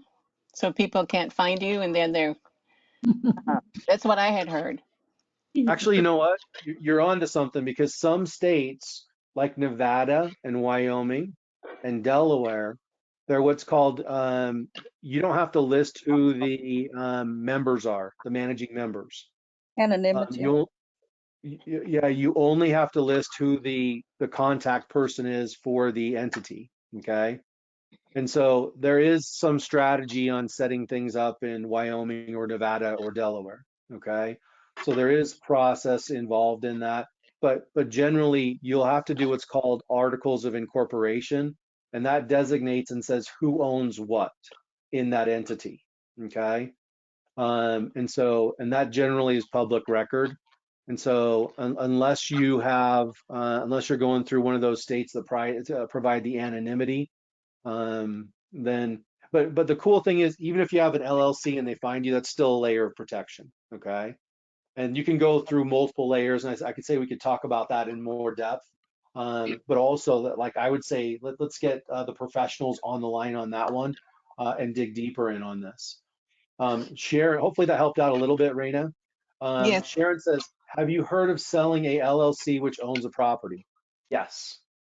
And in fact, that's a strategy that many investors use. What they'll do is they'll create one entity, or they'll have many different entities set up, and they'll say they'll purchase a property, they'll get a contract in that entity's name, and guess what they'll do? Instead of assigning the contract, they'll just sell the entity to someone else, and someone else pays them for the entity. It's how they get paid on a wholesale deal, and the entity is still there.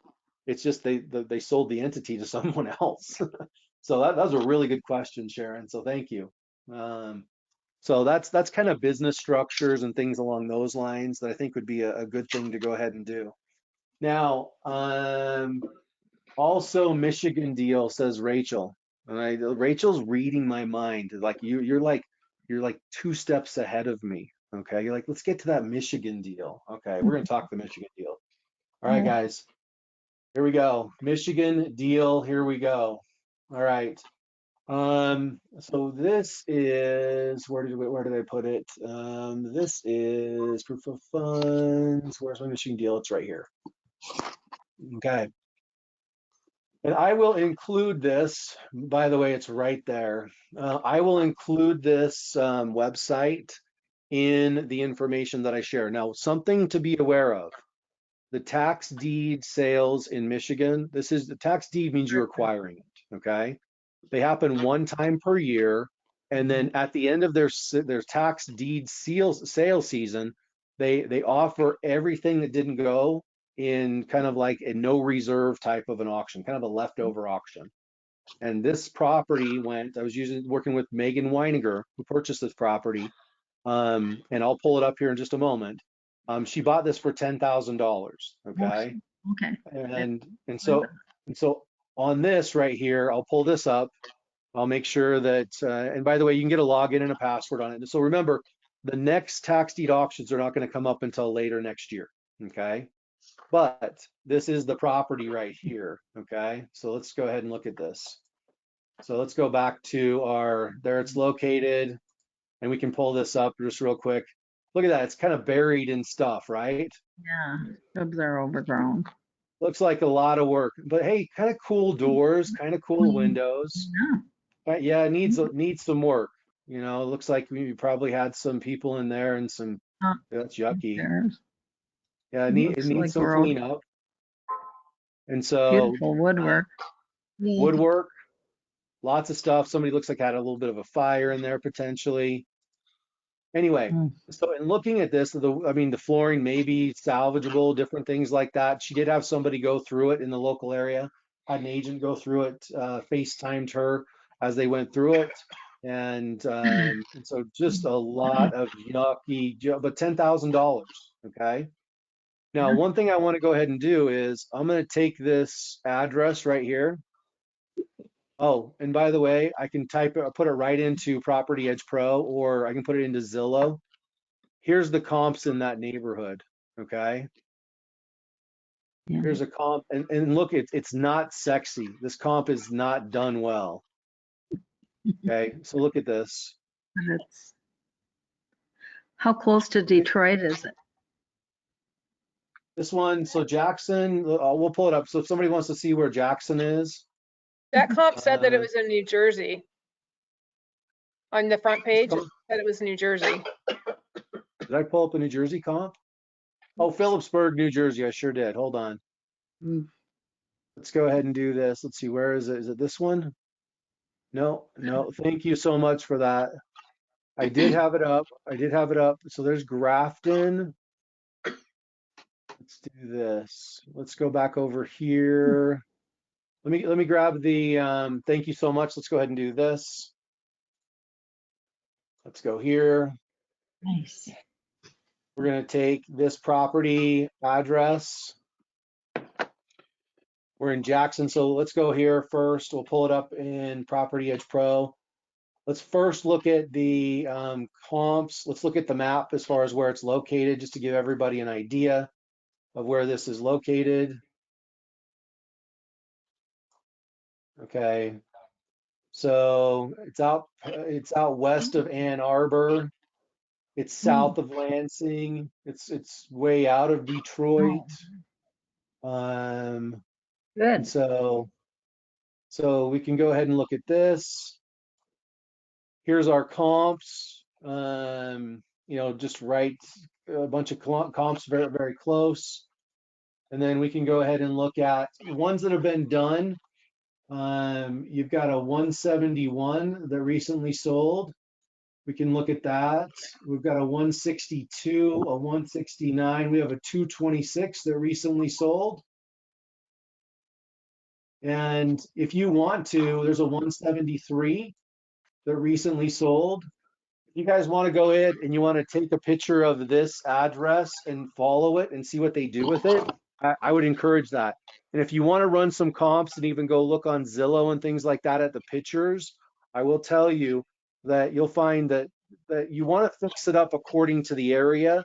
And the weird thing that made me scratch my head was the finish work in this area is not the strongest, but this can be a really nice property, and it can look really good. Cut the hedges down, do different things. My discussion with Megan was, should she just put this back on the market for a quick wholesale fee after she's cleaned it out? Potentially. It got sold for $68K back in July 27 of this year, as per Zillow. What's that? It got sold for $68K back in July of this year. This property? Yeah, this property. As is. Let's go.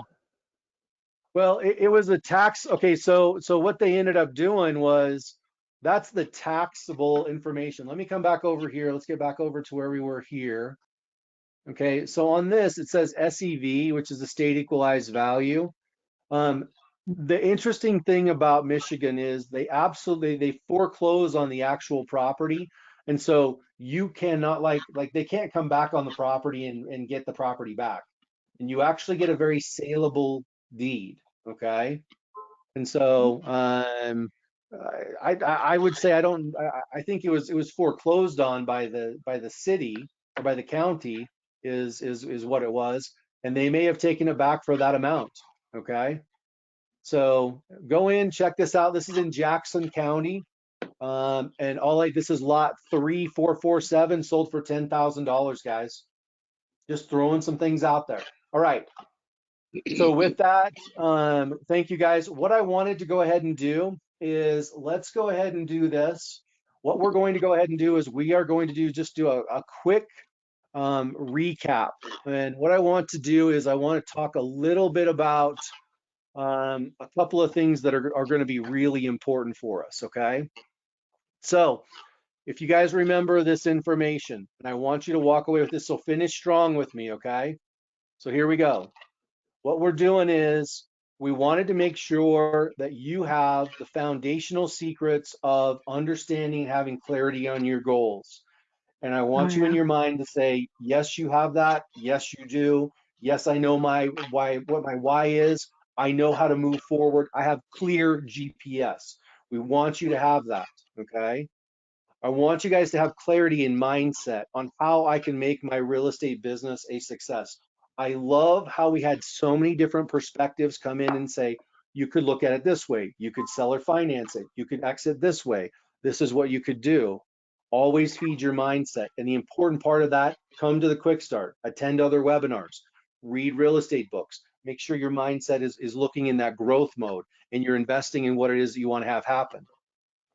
Team, you guys, we harped a lot on team. We did the DISC assessment. You guys did real well with that. We had discussions on how to build your team, how to have real estate agents find deals for you, how to have contractors find deals for you, where to go do that.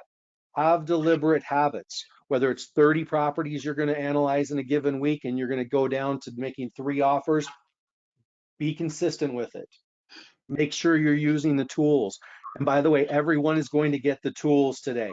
Everyone is going to get the tools. Before I end this call, don't leave yet, because I'm going to ask for your email here in just a minute. Make sure you have those foundation secrets ready to go. If you need to take a picture of this screen, do it. I'm going to go ahead and leave the screen in about 3 seconds. 3, 2, One, okay. And now we're going to talk about action secrets. You guys consistently find deals or have deals come to you through your agents, through your Property Edge Pro, different things like that, okay? Funding, let's go ahead on the funding aspect of build your funding. Besttransactionfunding.com, Scotsman Guide. Wow, that was mind-blowing. Seller financing, boom, that was mind-blowing stuff. Be consistent on making your offers. Remember, win, win, win, okay? You want to create a win for you, a win for the property, and a win for the seller. And remember, we're improving communities, just like that property that Megan's picked up. Yeah, it's not looking so hot right now, but guess what? She's going to improve that area and she's going to make some money while doing it. So make sure you're making a plan to take action. So one of the other things that I wanted to key in on is when we first started, we started and talked about, here's our topics. And I want you guys to think about this, okay? So while I'm doing this review, I do want everyone to enter your emails in at this point. So this is what I'm going to ask for it. The email that you want me to send, the recap and all of the tools, make sure you type it in intentionally. Don't miss a dot or anything like that, because I copy it and I put it right into an email that comes out today or right like during our meeting. But if you guys remember, we spent a little bit of time talking about setting up your business, which essentially is like your LLC or your S Corp or different strategies and why that's important to give yourself the best tax benefits, different things along those lines. We talked fix and flip timeline. We looked at some that were fixed and flipped at a very short period of time. We looked at some that took a long period of time. Okay. We talked proof of funds and where to get that. You guys, best transaction funding, that was awesome. Building your power team, where and how to build your power team. And remember this, make sure that team member is lifting you up, okay? Lifting you up to the next level. Make sure you stay sharp on who your team members are. Make sure that they complement what it is that you want to have happen, because you are the owner of your team, if you will, okay?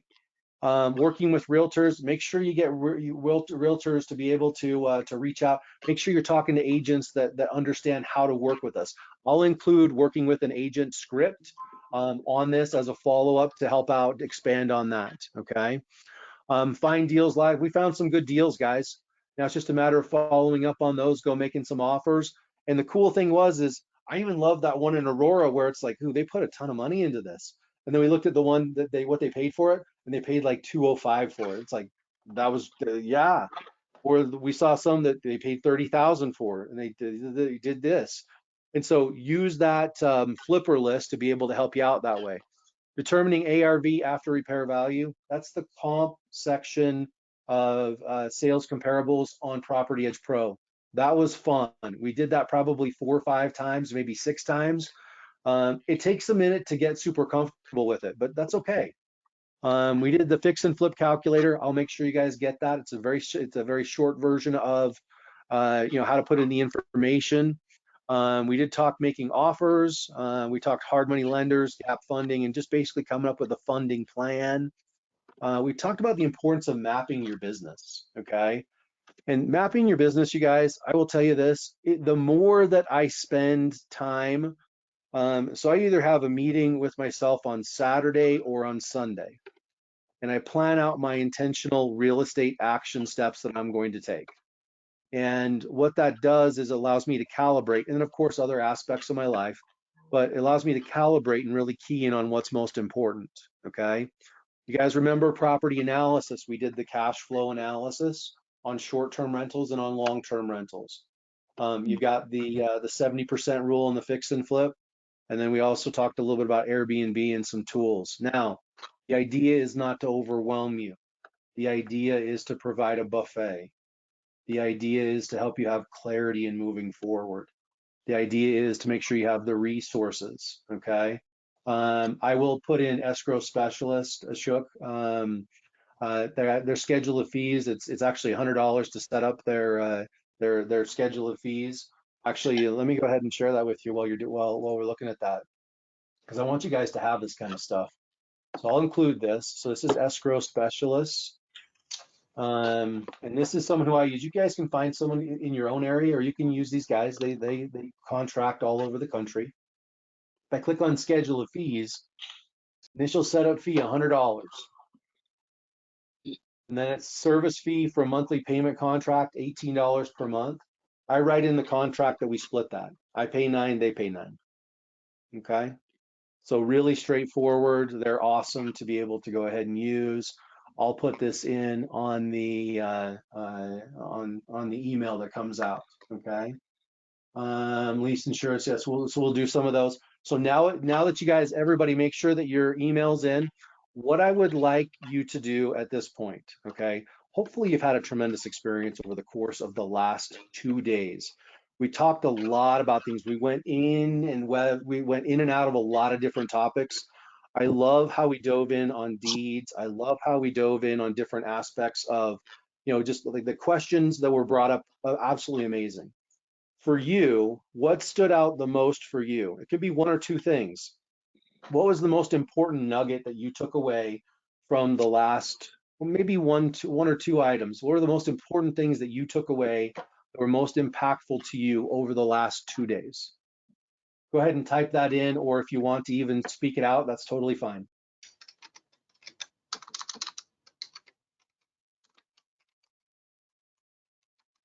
So, and whether that was anything from real estate secret, real estate, moving forward on topics, team building, finding deals live. We must have a lot of typing going on because everybody's quiet. I think understanding Figuring out tax liens and that. understanding the tax lien process better, and then how you convert that into actually making some good money. Excellent, excellent. All right, thank you. So many ways to position yourself in real estate, says James. Like I said, it's the buffet, right? Figuring out funding, says Betty. Curtis says knowledge of how to invest in real estate. Robert says there isn't a physical address to the property I mentioned, but I have pics the realtor sent me. You can respond back to my email on that, Robert. Seller financing is good. Got a picture. Let's see. Let's use. I got a picture of I got a picture of how to finally use Property Edge Pro. Bravo, bravo. Okay. How to take advantage of the software provided. Start by calling flippers contacts ASAP. I love that. James says, any advice on how we can take this buffet and develop a strategy with our coach? Absolutely. Make sure your coach understands what your goals and your objectives are, and then they'll help you apply these different aspects to helping you to achieve your goals. And so if your goals and your objectives are around wholesale, it's going to come down to doing something as simple as evaluate 25 or 30 properties in a given week, break it down, make 2 offers a week, and do that. Or if you're a tax lien and tax deed, invest in it that way. So that's just talk about your learnings on this, and you can break it down one-on-one. There's a lot of value in that. Also, financing sources. Okay, excellent, you guys. Hey, hopefully you found our discussion valuable. Anytime you do find something valuable, one thing that we do love, and we love to share, and we love to be able to to move forward. Christian says, I'm excited about the possibilities. All right. Anytime you guys have a great experience in something, we want you to share it. Okay. I told you earlier yesterday, the idea that we want to be able to create, and by the way, I'm going to copy this and I'm going to put this in on the chat, everybody, and I'm also going to put it in the email that I send out. What I'd like you to go ahead and do is I'd like you to take a few minutes and intentionally describe your experience with the Quick Start over the course of the last 2 days. What was impactful for you? What was meaningful for you? How are you going to take this? And please mention working with Eric Lloyd on the Quick Start, ERIC, last name is Lloyd. Here's the thing, I do want a 5-star review. Now here's my negotiation piece on that. If you feel for any reason that you haven't received a 5-star service from me, I want you to come back and give me the opportunity to fulfill on that. If you feel like you've experienced a 5-star service from me with the engagement, with the focus, with the energy, we want to hear about it. If your confidence level is higher, we want to hear about that. Okay. If you, hey, I've got, like, I feel confident in how to approach wholesalers now. Now I know how to find out who's doing what deals and how much money they're making. Or maybe you love the examples on what, different investors paid for different deals, okay? And so in looking at that, so thank you. Yes, everyone is going to get my email today. What I'm going to go ahead and do, and I promise I usually like to start on time and finish on time. What I like to go ahead and do is I'll actually take all of your email addresses. I take all of the notes that I've been putting together over, this is our discussion here over the last 2 days. I'm going to put all the resources into an email, and I don't leave this seat until I send the email out, okay? So everyone will get that email. Just make sure it's in the question section and you're ready to go on that. But thank you in advance for your reviews. Any comments? Eric, I'm trying to put my email address in the chat and it won't let me put my email address.